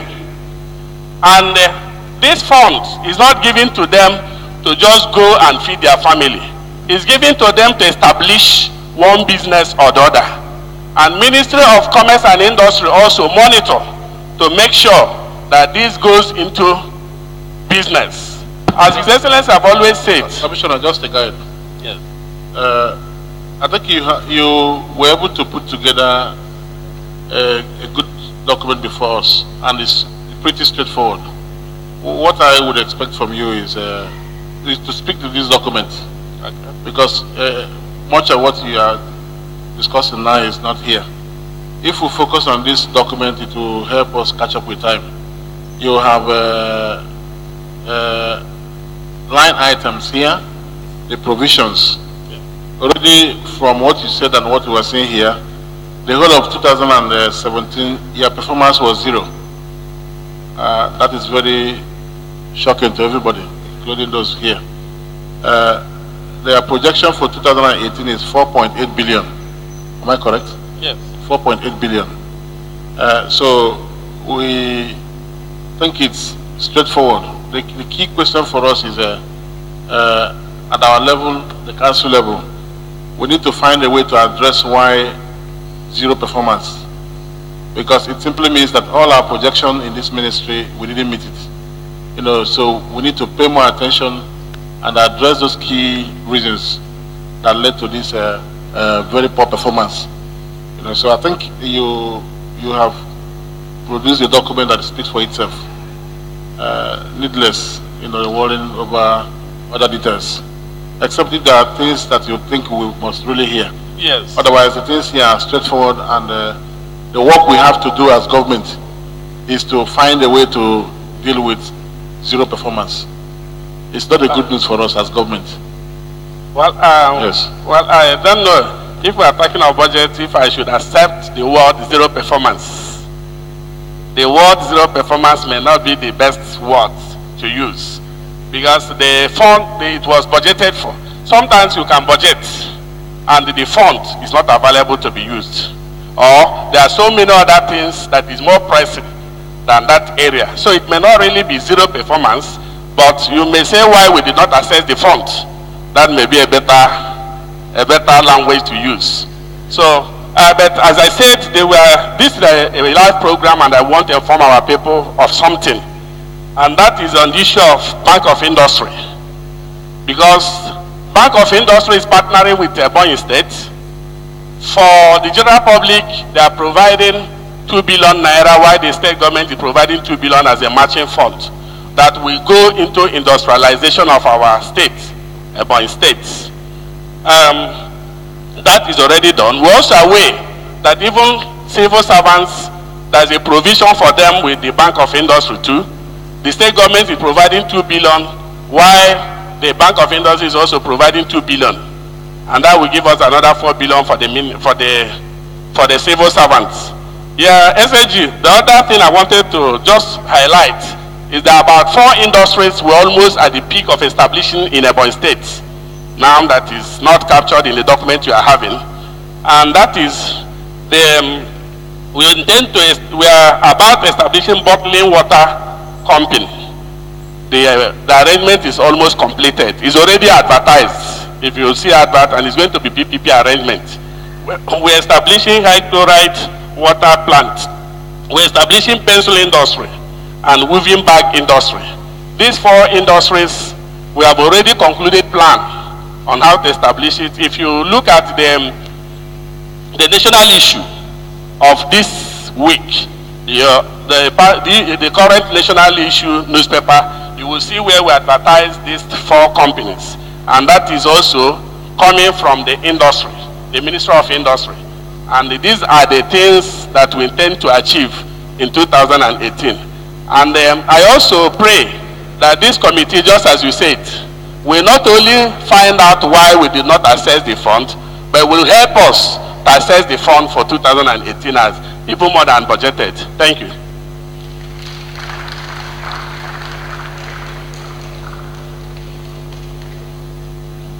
Thank you very much, Honorable Commissioner. The floor is open for contributions from our audience. And for those of us who may wish to call in, we use 08024083108. Already we have a first caller. Hello. Hello, good afternoon. Good afternoon, please. May we know your name and your location? Yeah, Dr. Stephen, I'm speaking from the Pope. Okay, Doc, go ahead with your contribution. Hello? Hello, go ahead. Yes, please, I just wanted to ask the presenter, that's the Commissioner for Commerce, that I'm surprised, a bit surprised because I've been listening with keen interest for what he has been explaining. I'm a bit surprised to hear from him that almost all the budget of the year for 2017 was rolled over. And this is, we are talking of commerce and industry, which is the hub of business, the hub of employment, and of course, the centerpiece of development. So I would want you to explain how he's going to assure Ebonyi people that we shall not roll over everything again as usual, or one other reason, or just especially this time that politics is perhaps likely to take this. We should be in a hurry to do that. Because this is a public document. The document here is saying His Excellency came out and told us that Ebonyi State will establish sachet water plants in the 13 local governments. I don't know whether that plants are in the cooler or will the plants be reactivated this year. Thank you very much. Thank you, Honorable Commissioner. I wish to address the question. Thank you, my brother. Thank you so very much for your question. As I rightly pointed out that the Abakaliki International Market, this administration made some challenges on ground. And one good thing about this administration is that there's no challenge that we're afraid of. We face it as they emerge. We have done holistic and total re-evaluation of the markets. We have been able to find out what are the problems, what stage are we, how much have gone in, and how much do we need to complete the market. All that have been done. The problem of maybe low standard you raised or low quality of work you raised is also one of it. And of course we know that our dear governor is a man that believes in quality. We have put all those together and we have come up with a robust plan to make sure that that market is completed as soon, very, very soon. And I want to advise that if you have not gotten your form to own a shop in that market, the earlier you rush to get that form, the better for you. Because when we go back to the market to complete the job there, you may have problem of getting the form because there will be a mad rush. I want to assure you, my brother, that certainly within 2018, that market will be completed and fully occupied. Thank you so much. We have done all that we need to do. And then you talked about establishment of pure water industry in the 13 local governments. Well, I mentioned, that's why I said to the committee that there's some information I need to give. And that information is that that arrangement is completed. And I mentioned here that we're already at the final stage of establishing bottling water company. If you go to Moyara, you will find out that you found, that's where you found the biggest, the largest single building you can get in the east of the Niger. And in that place, we are going to have recycling plant there. There will be moving bag industry there, and there will be pencil industry there. All these arrangements have been completed. So the issue of bottling water or sachet water projects we are talking about, it will be a thing of the past this the coming year, 2018. Thank you. Thank you very much. More comments and contributions from the audience. If you have any contribution to make, indicate. You raise up your hand so that we can ask you to do so. No more question? And for the benefit of those of us who will be contributing from outside, 0802, okay, let's take this call. Hello? Hello? Hello? Okay, the phone number remains 080240830108. I take it again. Hello? 080240830108. Hello? Hello? Okay. Please come forward for your contribution. 080240830108. Thank you very much. Please tell us your name and your contribution. Thank you. Hello? Hello? Quiet. Good afternoon, my prof. Good afternoon, member in council.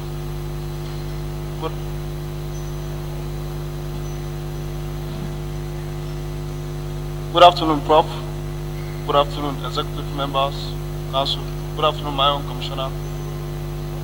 Okay, my suggestion, I don't have a question to ask, but my suggestion and my contribution is that, as a matter of fact, all of us know that what that brings development in a country or a state is industrialization.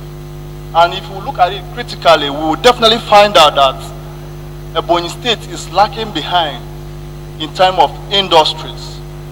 If you look at Enugu State, for instance, Lagos State, Anambra State, what that helps the economy of the state is industry.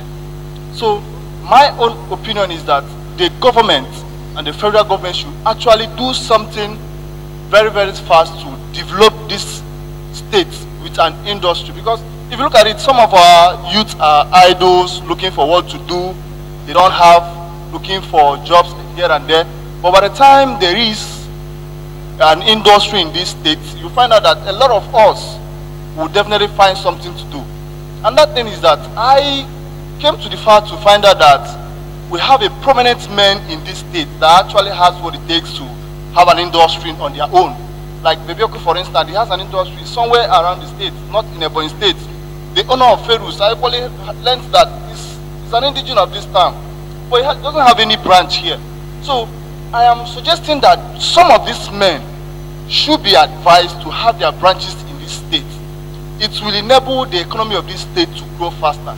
Another thing is, I don't know if it is possible to make it open to every individual that if you have any plan of building an industry, that you should come up with a business proposal, a company proposal, that this is the kind of company you want to build, and these are the type of raw materials you want to use to enable you actually have an industry of your own.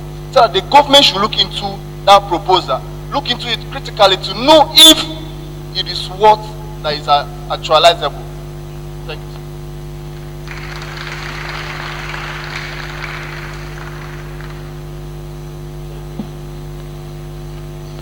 Thank you very much. Let's take this call. Hello? Hello? Okay. More contributions, please. Okay, please come. Hello?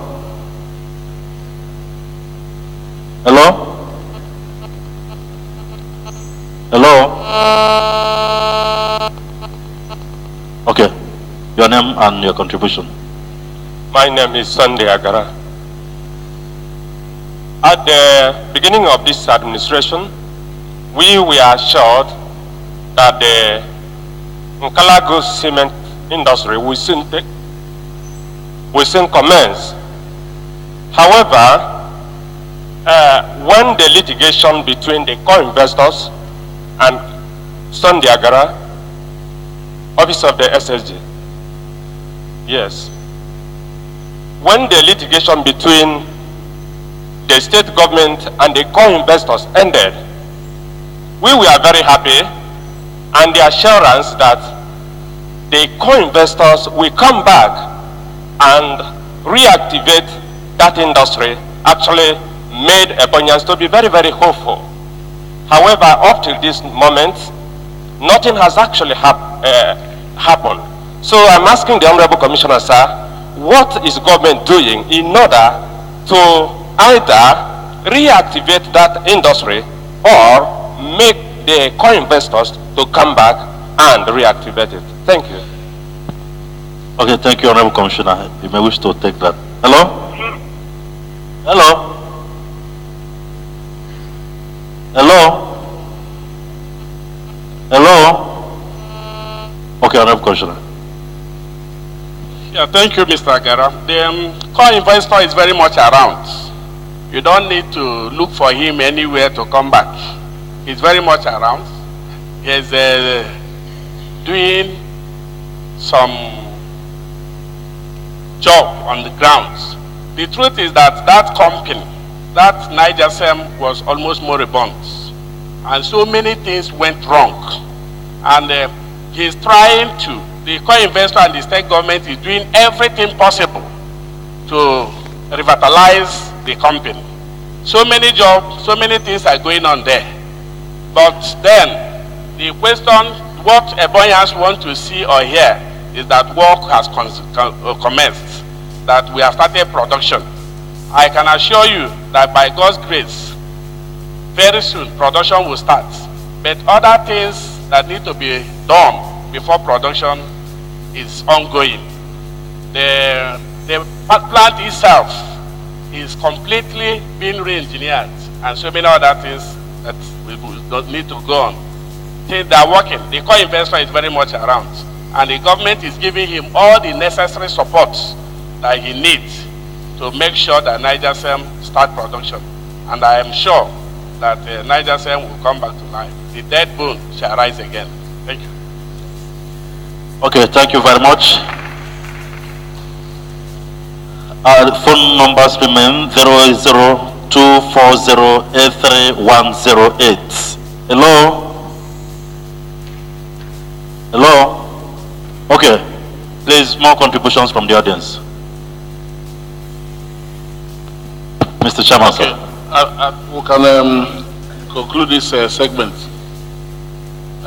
Again, I want to thank all of us who have continued to show understanding by being in this program. Ministry of Commerce and Industry is actually supposed to be the backbone of our survival in this state. And that's why everybody who has made contribution, both here and outside here, is worried about our poor performance in that sector. I think for us, and also for the leadership of that ministry, the commissioner, there is every need to step up our activity. A young man who left is a youth, and what he said is very clear. There is no how we can compete if we don't have places where people can be gainfully employed. Unemployment is a disaster that is facing Nigeria as a whole. The only way we can come out of this mess is to have more industries in Ebonyi State. So there's a whole lot to do, and our belief is that we will buckle up to ensure that whatever is required of us as government, that we're able to do those things. So, Commissioner, notes all the comments. I recall that in ESCO, a couple of times, even His Excellency has expressed worries about this situation we have in commerce. So there's every need. There's every need because we are in government to serve our people, and therefore we should take issues like this very seriously. So we assure members of the public that we will do all that is required in 2018 fiscal year to ensure that the Ministry of Commerce and Industry improves in her performance in terms of delivery of all budget line items in this year's proposal. So on that note, I want to also thank you again for coming. We will take Ministry of Power and we close for today. The Ministry of Education is not ready with their document. But for tomorrow, we will announce that later. Anybody coming tomorrow must come with soft copy of his document because we'll project it here so that people can participate in the interaction. So you can call Ministry of Power to come for their own rendition. Thank you. Thank you very much. Let me very humbly invite Honorable Commissioner for Power and Energy, Chief Emmanuel Ogro, for his presentation. You're welcome, sir.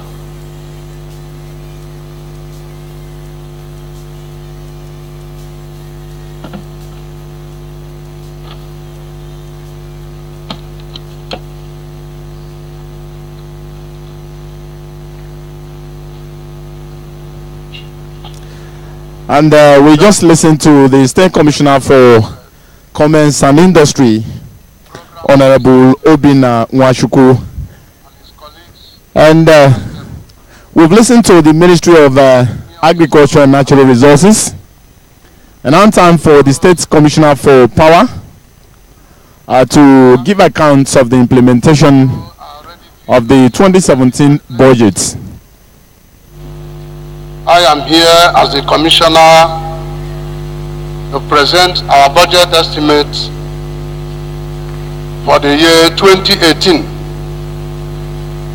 and also juxtaposing it with the level of implementation of the current year's budget, and that is 2017. Mr. Chairman, sir, Ministry of Power and Energy, Ebonyi State, to the best of our ability and best of our knowledge, has prepared a budget. And if you look at the budget estimate before you, even though I will plead, sir, that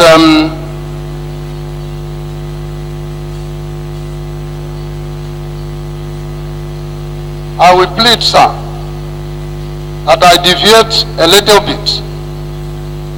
My reasons are obvious. While I was there seated, sir, I listened attentively to the corrections you were already giving to some of our colleagues. And I also discovered that we wouldn't have gotten it 100%. And I made up my mind to begin here and now to correct ourselves without waiting to be corrected to some extent. And so the paper you have, sir. Just a comment before you proceed. The document before us here, yes, you have outlined 2017 activities and performance. Yes, sir. But we haven't seen provisions for 2018 on this document. Is it here? It is there, sir. Go from page 5. It's there. Everything is there. Okay. We would really appreciate that the entire thing is on one page. 2016, 2017, 2018, it's on one page. It's on one page. No, that's not what I mean. This is number 1 to 3.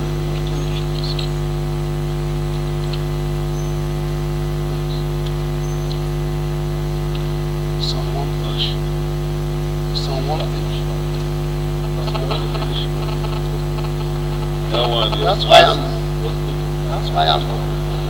Okay, so let's go to 5 now. Go to page 5 and start. That's why I was saying that I crave your indulgence to skip some certain things, like from page 1 to 4. Does not really agree with the corrections you've given to us.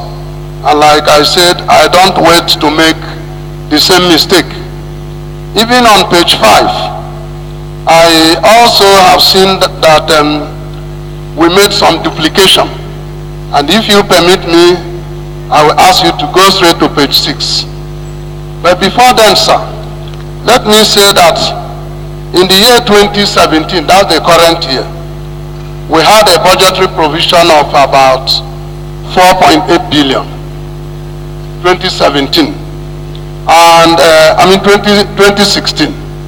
And this year, on the assessment of the same budget, that is 2017, we've assessed about 40% of it, roughly 1.9, close to 2 billion we have assessed. And by the time, we still have about 2 months to go.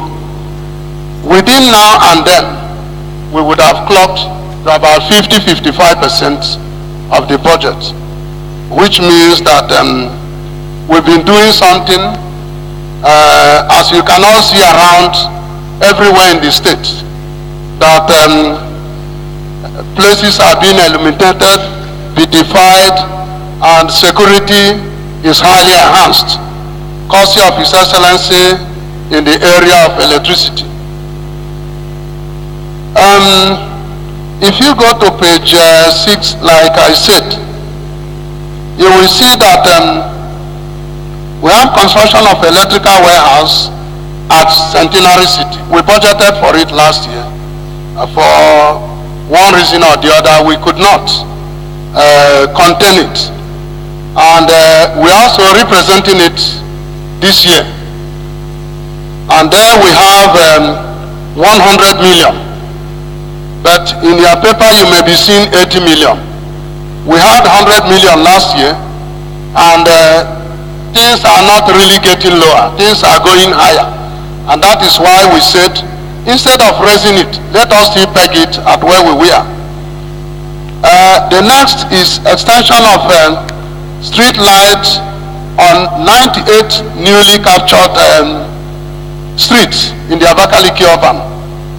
Well, it is not as if it is still left on 98. Something had been done on some of them, and about 25% of that project had been done, and so there's no way it will still be standing where it was. And we are proposing that what is left, at about 500 million, can contain it within the year 2018. And if that is done, nearly all the streets in Abakaliki capital city would have been illuminated to look as beautiful as others in the other parts of the city.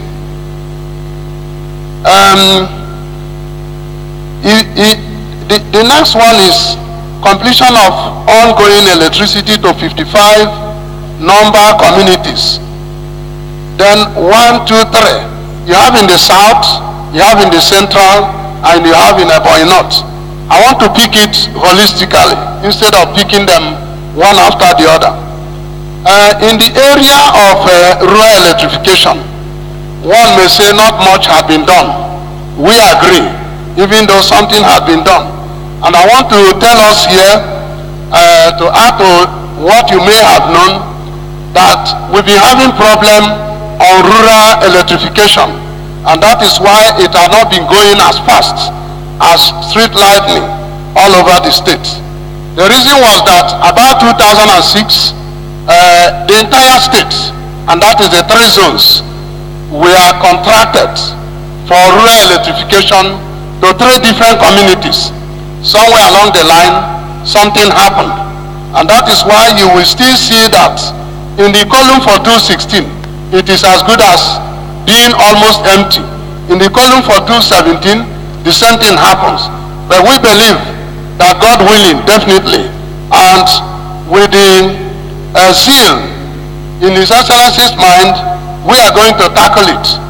And the reason is that we were encumbered.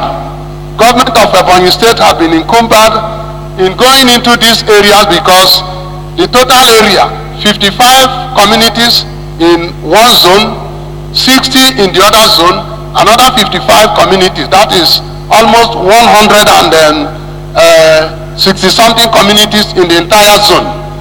We are all contracted and they couldn't be followed the way it was specified.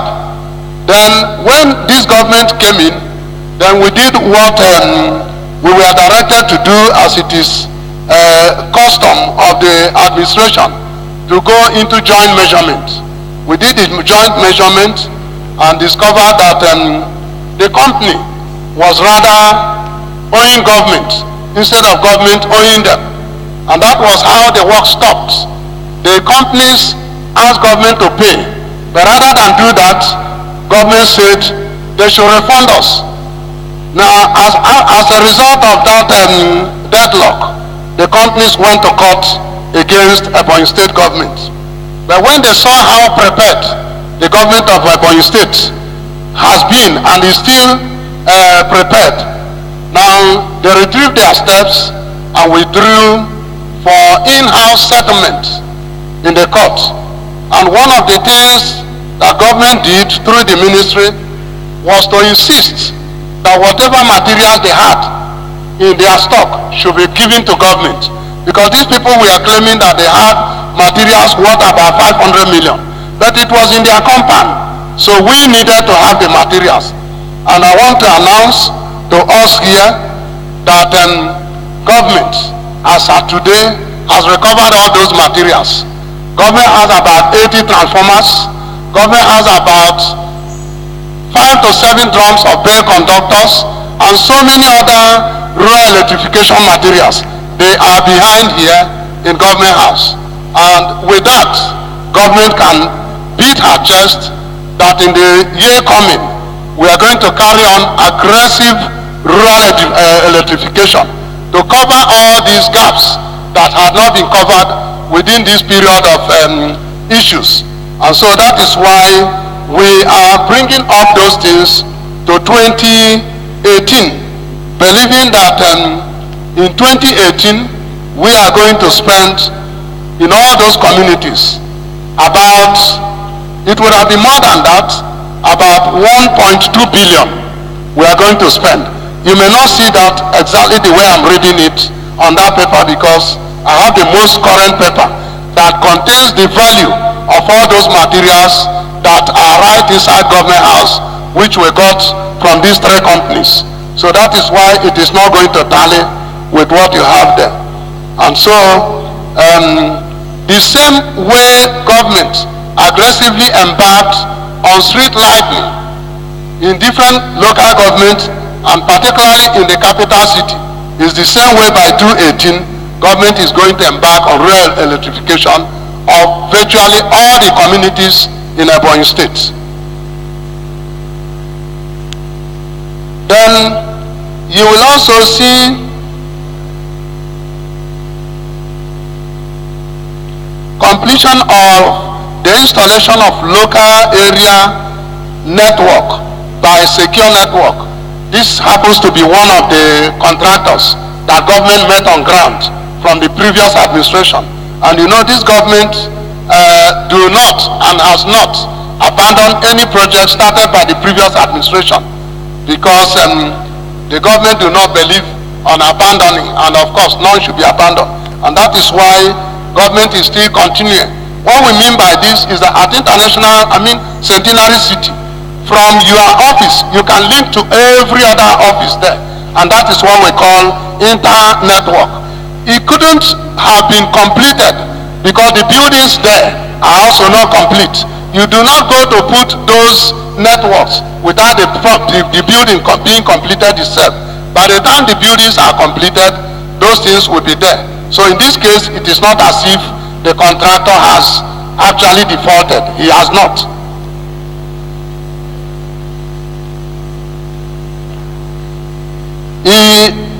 You go to construction of 500 kVA solar energy.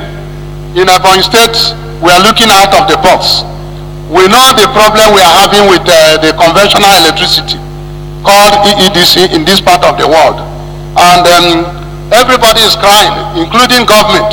The high bill estimation and things like that.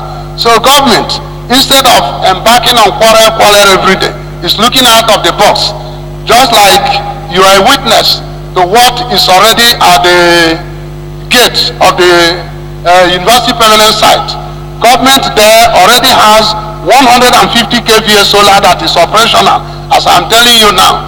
And during the visit of Mr. President, His Excellency directed for an upgrade of 500 kVA that can carry the entire university and beyond. And so that is the type of thing government want to replicate in the town, to even carry the street lights and major cities or local government of Ebonyi State. And that will be a welcome development. And so in that case, we believe that with that upgrade, we couldn't capture the upgrade. What we had there was far less, but with this upgrade, it is going to be far more than what is here. And by the time the budget will be taken to the House of Assembly, we would have upgraded to come closer to what is more realistic, because what is here cannot carry it. Well, you know the way we met our fire service. There was little or nothing there. But by the time His Excellency, through this present administration, came in, then Fire Service Department, which is one of the departments Ministry of Power is supervising, has been responding spontaneously to any call, distress call, to arrest fire outbreak. Mr. Chairman, while we were here just this afternoon, my chief fire officer was here, and he just tipped me that he got a distress call, and I asked him to run. If it were then, there wouldn't be anything for anybody to rush to anywhere. If it is then, when we are being called, we'll be hiding, but these days we don't hide. You see our firefighting engine here and there, courtesy of His Excellency, the Governor of Ebonyi State. We have the Atafipo, we have in Uburu, we have Atoneke, even in Kwadu here, and here, right inside here in Government House, one is stationed there, and in their headquarters. And not long ago, about 8 of them were procured at the rate of 98 million naira. I mean 98 million, but it is not there, properly captured there. Here, I have the proper capturing.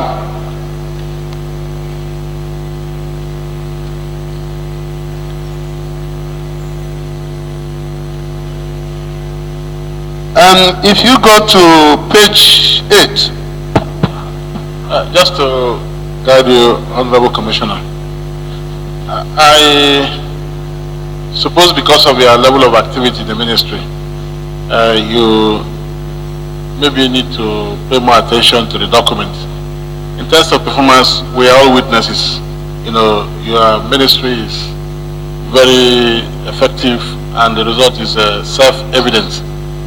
So our opinion is that you will need to pay more attention in the numbers in this document, because this is a document that eventually go to State House of Assembly. If we're able to pay more attention in the numbers here and the framework of presentation, then your work would have been fully well done. You know, so you may not really labor, because why you're having issues, you know, now is the sequence. Yes, I'm using 2 documents. Yes. So I can see you are struggling to manage the 2 documents. So we will allow you, you know, more time to retire back and put the 2 documents, you know, in a very coherent manner, so that it can flow. You know, so on that note, we would as a committee, accept what you've given us for today, but, with an improviso to return back to this and do some improvements. We have also looked at the figures. The figures we are seeing here is far below what we know that has been expended. So we would also want you to look at those figures. Either there is supplementary budget provision or that the mathematics here didn't add up. We would want you to look at those ends. So on that note, I think you can summarize and we allow the public to give us their comments. Thank you. Thank you, sir. Your observations are right, and that was why I was trying to wriggle out of it much earlier, so that because I discovered what you are seeing here. Let me also say that we have biomass gasification power plants, and that has been spread into about 9 different locations in Ebonyi State of 7.5 megawatts, ranging to about $1 million US. And we have at Iboko rice mill, there we are 500 kilowatts, Iboko rice mill 500 kilowatts, Osed 500 kilowatts, Ebonyi fertilizer plant 500 kilowatts, Centenary City 500 kilowatts, pipe production factory the same 500. Oferepe water scheme is where we are going to engage 1,000, and Oka water scheme 1,000, Ezilo water scheme 1,000, and pulverization plant 500 kilowatts. With all this, to a great extent, all these facilities we have there by the year 2018, maybe by this time, would have been a thing of the past. And like I said, we budgeted $1 million US for that. Thank you, sir. Like you said, I am going to do something there to ensure that the 2 papers I have are married, so that we come up with a more comprehensive data. Thank you and God bless.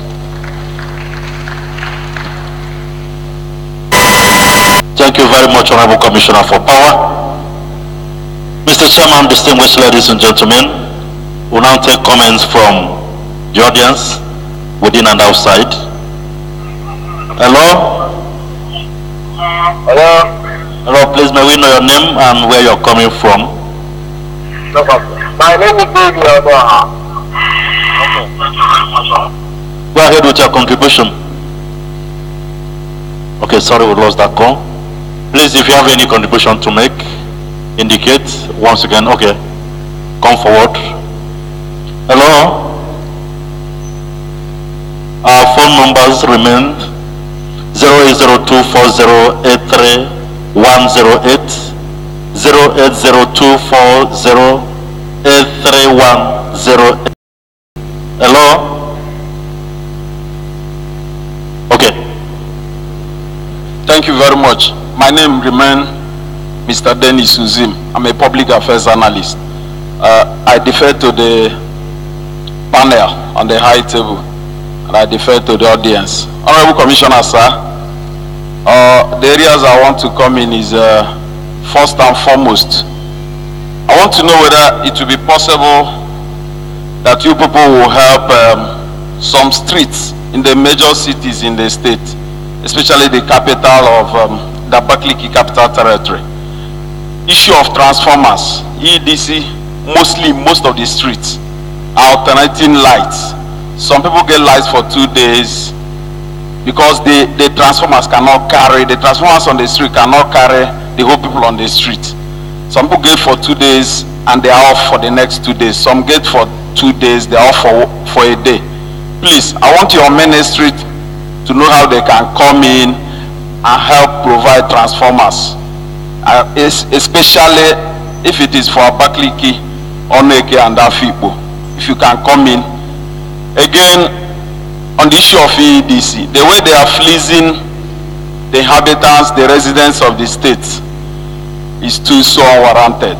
You people have to come in. They are not providing commensurate electricity supply to the amount they are giving the people as bill. We have to really see how we come in, because they keep hiring, this thing keep going up, and the supply keep going down. Something has really to be done about that particular issue. The third issue I wanted to, you highlighted on it a bit. I don't know whether they have your ministry has phased out the Rural Electrification Board. Please, we want to know the status of Rural Electrification Board.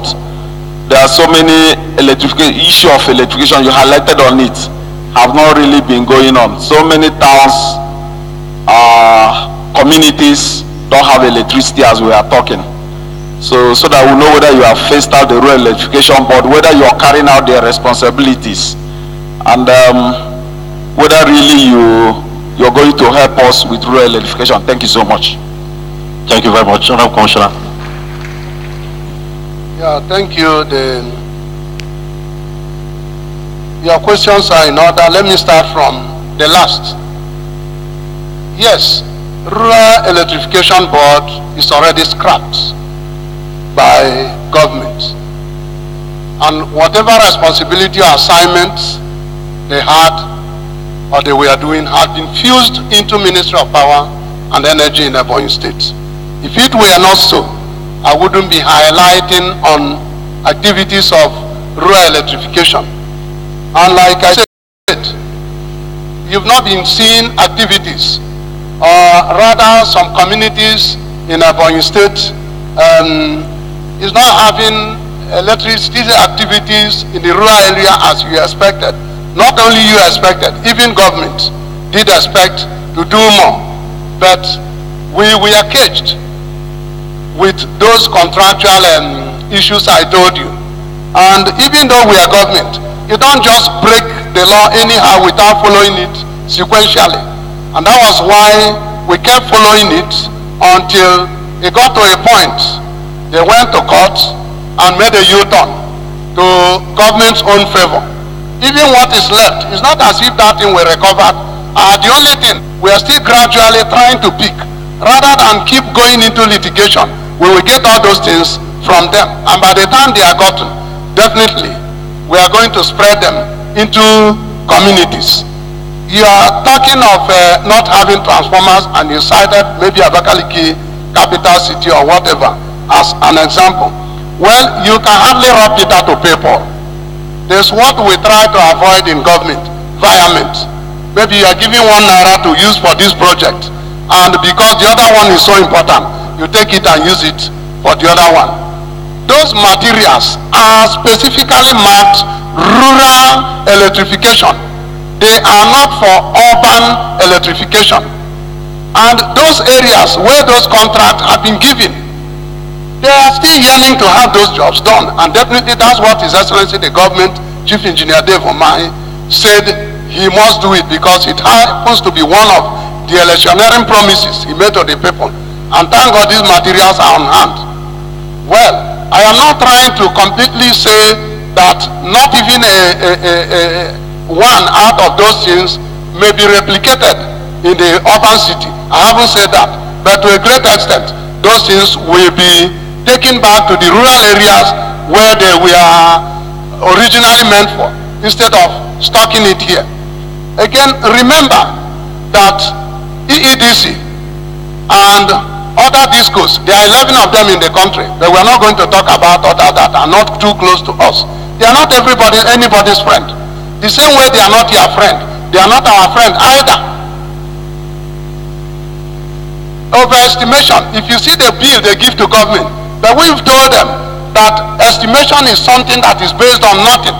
And so when they give us estimated bill, we base it on nothing, and also tell them this is what government can pay.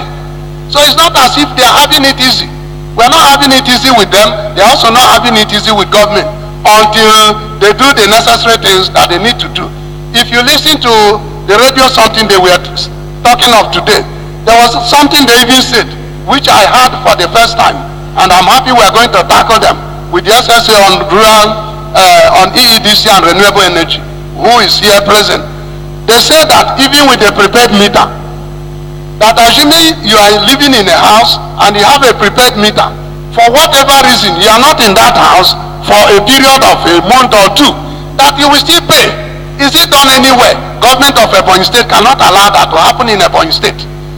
About 2-3 of their network managers had left because of their activities. And let us believe that this one is not going to live the way the other people left, because they were not following things the way government, not necessarily the way government wanted it, the way it will suit them and also suit government. So they are not our friends, the same way they are not your friends. But we are not relenting. We must bring them until they begin to do the necessary things. What is that other question? Okay.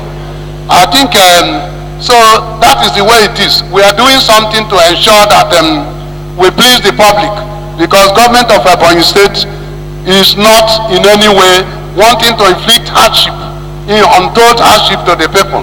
So that is what we are doing in that regard. Thank you. Thank you very much, Honorable Commissioner. More contributions, please. More contributions, 08024083108 for our audience outside here. No more contributions. That's a question and answer time. Thank you very much, members of the audience, and all those who have made contribution from outside this venue. So those who have presented today, we want to say thank you very much for your commitment and the patience you've had with us. If we have made contribution, know that those contributions are meant to improve your performance in your ministry. For tomorrow, we want to have more improvement from those who will be speaking tomorrow and beyond. I'm sure they will get this information after now. Ministry should state how they intend to generate funds. In terms of when you are doing budgeting, you are not just talking about spending. We should also know, are there ways you want to raise this fund? Is it to be borrowed, or are they the ones you are going to raise? We will be interested in knowing your plans, for fundraising. And we also would want to know, like, if we paid attention, Commissioner for Power said they assessed about 40-something% of provisions made in 2017 budget. And we would want to hear from tomorrow the level of performances in very clear language from various MDAs. It's important for us to evaluate ourselves.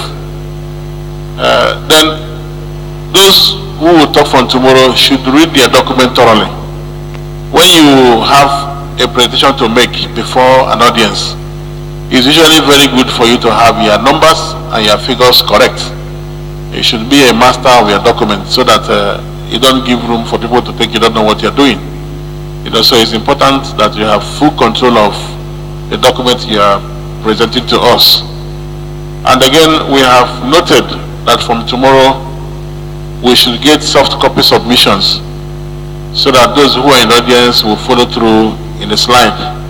If they have things to say, they will say go to slide this, like that.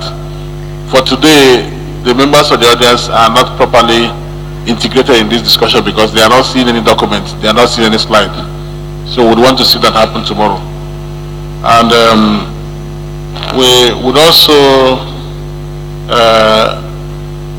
want a better signage, a situation where if you have departments and agencies and you're not talking in one voice, doesn't show level of integration. We would want to see MDAs and ministries working together to show us one document, one agenda, and one direction.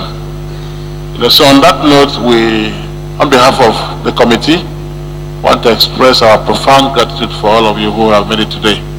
We expect you again tomorrow. Tomorrow we'll keep to time. We'll start by 11 a.m. and I'm sure in the next 2-3 days we should be able to go through this process. So thank you very much and remain blessed.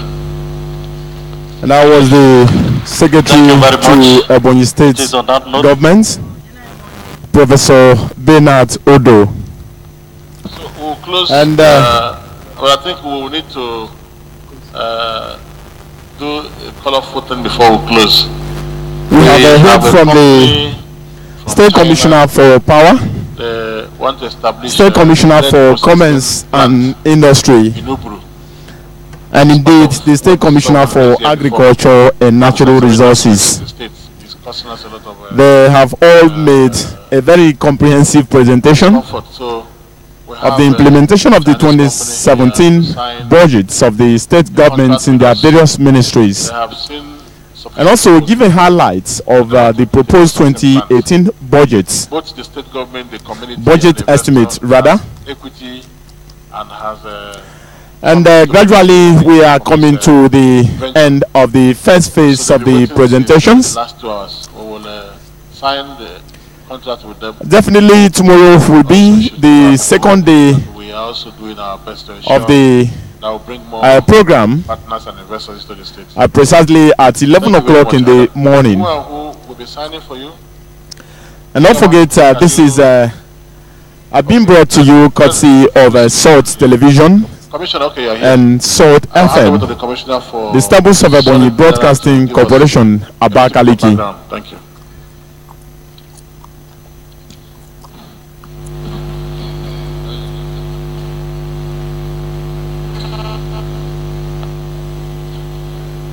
Good afternoon, ladies and gentlemen.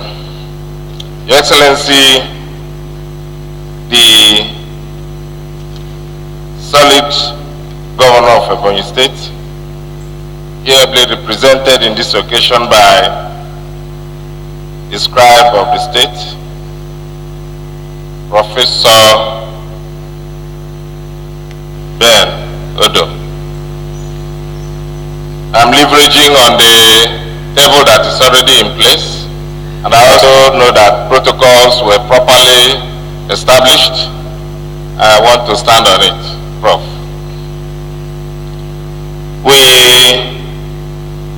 have been listening here, and luckily for us, part of the questions that was being asked was about industry. The Ministry of Solid Mineral is one ministry that is positioned to establish industries in this state. His Excellency, the wonder-working Governor of Ebonyi State, is most irrevocably committed to industrializing Ebonyi State. Most of the industries will come from solid mineral, and we are most positioned to do that. I think this signing of agreement is coming at the right time. At least tomorrow you will not be asking me about industries in the solid mineral sector. So I have started today to answer the questions you will ask me tomorrow.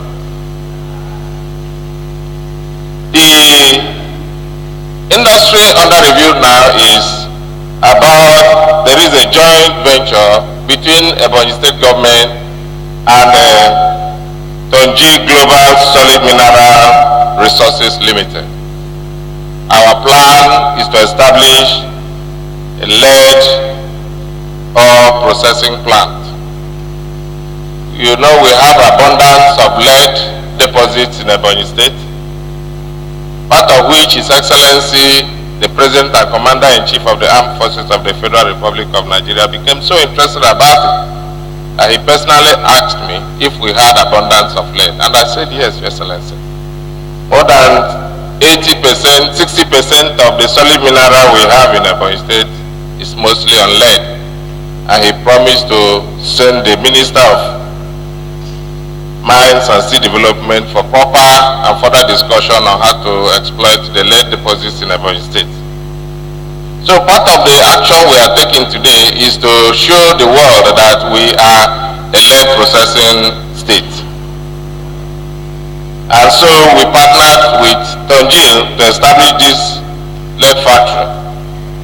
In establishing this lead factory at Tuburu, Tonjil will have 55% of the equity. Ebonyi State government will have 20% of the equity. The community where it is going to be sited, Uburu community, is having 10% of the equity. And they have already paid their counterpart part of the equity by donating 50 hectares of land on where the lead factory will be situated and the buying center that is a complementary industry that will follow it. 15% of the equity is going to be sold to the public, including those of us sitting here. An announcement is going on now, and they will come on they'll be published in the media, that those who are interested in partnering in being shareholders of the company will buy shares. 15% of that equity have been reserved for Ebonians and everybody that wants to be a shareholder in the equity.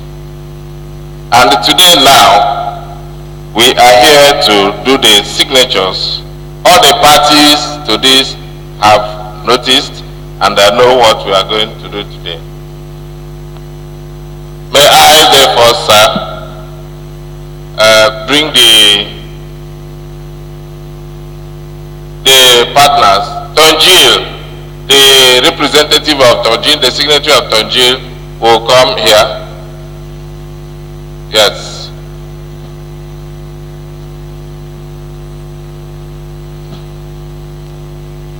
His Honor, the Secretary to the Government of the Federation will sign on behalf of Ebonyi State Government. Secretary to Ebonyi State Government, please. Secretary to Ebonyi State, maybe claim it now.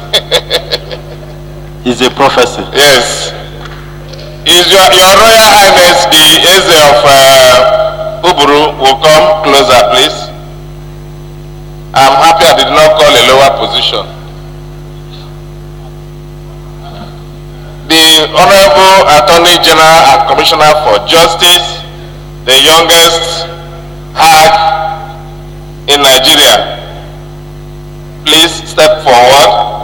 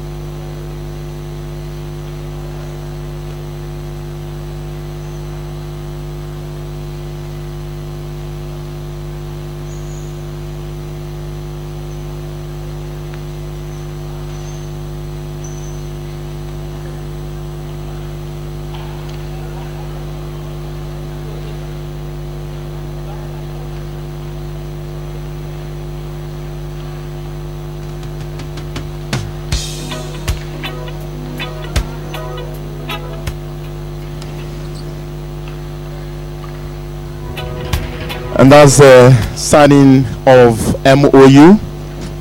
That's Memorandum of Understanding between Ebonyi State Government and Spartrate Company for mining of natural resources in Ebonyi State. I tell you, this is one of the activities carefully packaged for this all-important occasion. Like I did tell you earlier on, we had presentations from the State Commissioner for Power, State Commissioner for Agriculture and Natural Resources, as well as the State Commissioner for Commerce and Industry. They have all given us the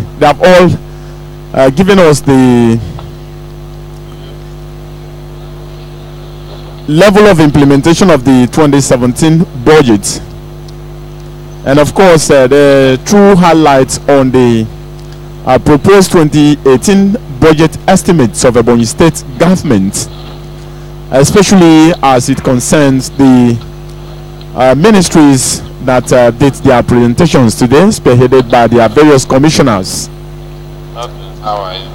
This thing is happening live here at the International Conference Center, Abakaliki. And the continuation of it begins tomorrow at 11 o'clock.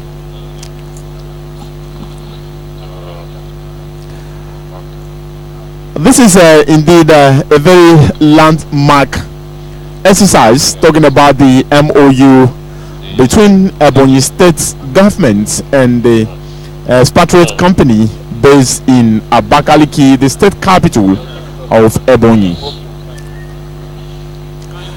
It will indeed give birth to accelerated development, especially in the mining subsector of the Ministry of Mineral Development. Already the state secretary to Ebonyi State government is standing in for Ebonyi State government. We also have the state commissioner for solid minerals development, between the company engineer Francis Oji, and the autonomous community that is directing the 50 hectares of land. And that's in addition to representatives have also entered into a CDA in line with the company.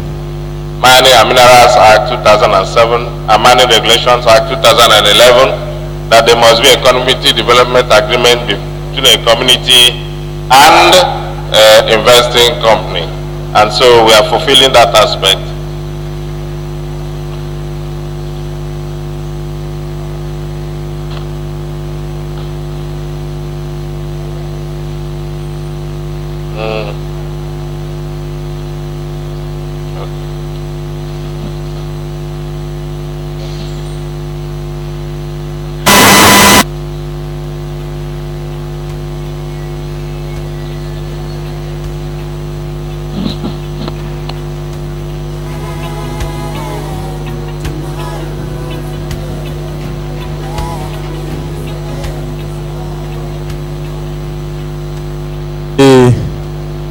Agreement, in other words, the memorandum of understanding MOU has been signed.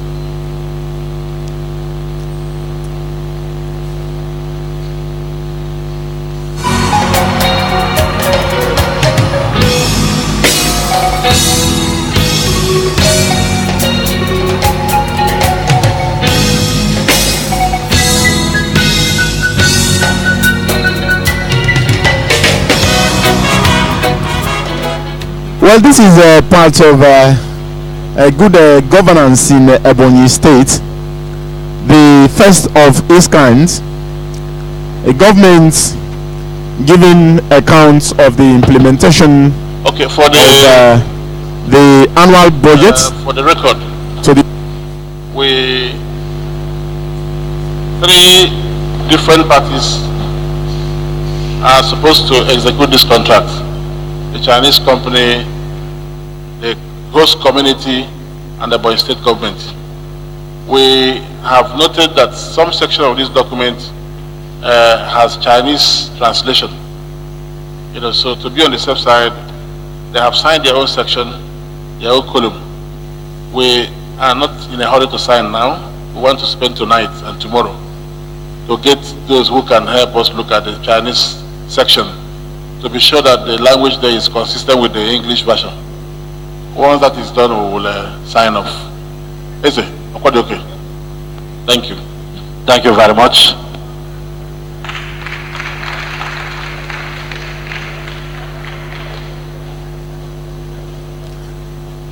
There indeed was something happened that the representatives of the Chinese company have signed part of the agreement pending the study of the nitty-gritty of the contents of the agreements by Ebonyi State government. Who say the closing prayer? Okay, Evangelist. And according to the Secretary to the State Government, Professor Bernard Odo, Ebonyi State Government will sign its own part of the agreement in due course. That's after the study of the content. Dear Heavenly Father, we thank you for all the activities that has happened here today. Oh God, we thank you. We glorify thy name. As we continue tomorrow, oh Lord, continue with us in Jesus' name. Thank you very much. See you tomorrow. God bless you. It was the closing prayer of the presentation of the implementation of the 2017 budget by 3 ministries of Ebonyi State government, beginning with the Ministry of Agriculture and Natural Resources, Ministry of Commerce and Industry, down to Ministry of Power. And at this point, I wish to say many thanks to the Director General of Ebonyi Broadcasting Corporation, Engineer Timothy Nwashi, who has been working assiduously to ensure that we had a hitch-free live coverage of this all-important occasion. Many thanks also goes to Engineer Chukwu Nonyelem Utobo, Acting Director of Engineering Services, EBBC, who also doubles as leader of the Aside Broadcast crew. Bene Edwin Owe, Acting Director of Television Services. We also say thanks to you. Sunday Ndukwe, Azik Ose, and Ndubisi Ogodo are the engineers on duty, and we say many thanks to them for really giving us exactly what we needed from them. And of course, our cameramen Michael Uchenna Eze and Uche Obona, thanks very much. Oji Onyeke Uzuru, she's also here doing a marvelous job for us here. Chima Kalu Oji, our base stations, as well as Ihanacho Oji, Charity Nwoke, and Ude Idam. And of course, my colleague Sandra Okore Shuku, who brought you the live commentary in Igbo language. And Johnson Oji, Chamaka Udogo, Ifoma Eze, I must not forget you on the A-Bus. My name is Emenike Ogalago. Thank you very much. Let's do it again tomorrow at 11 o'clock in the morning. We'll bring you the live coverage of the remaining ministries. And bye for now. We'll hand you over to our colleagues in our live studio at Nkaliki Road, Abakaliki, for the rest of our programs on today's broadcast. Good afternoon.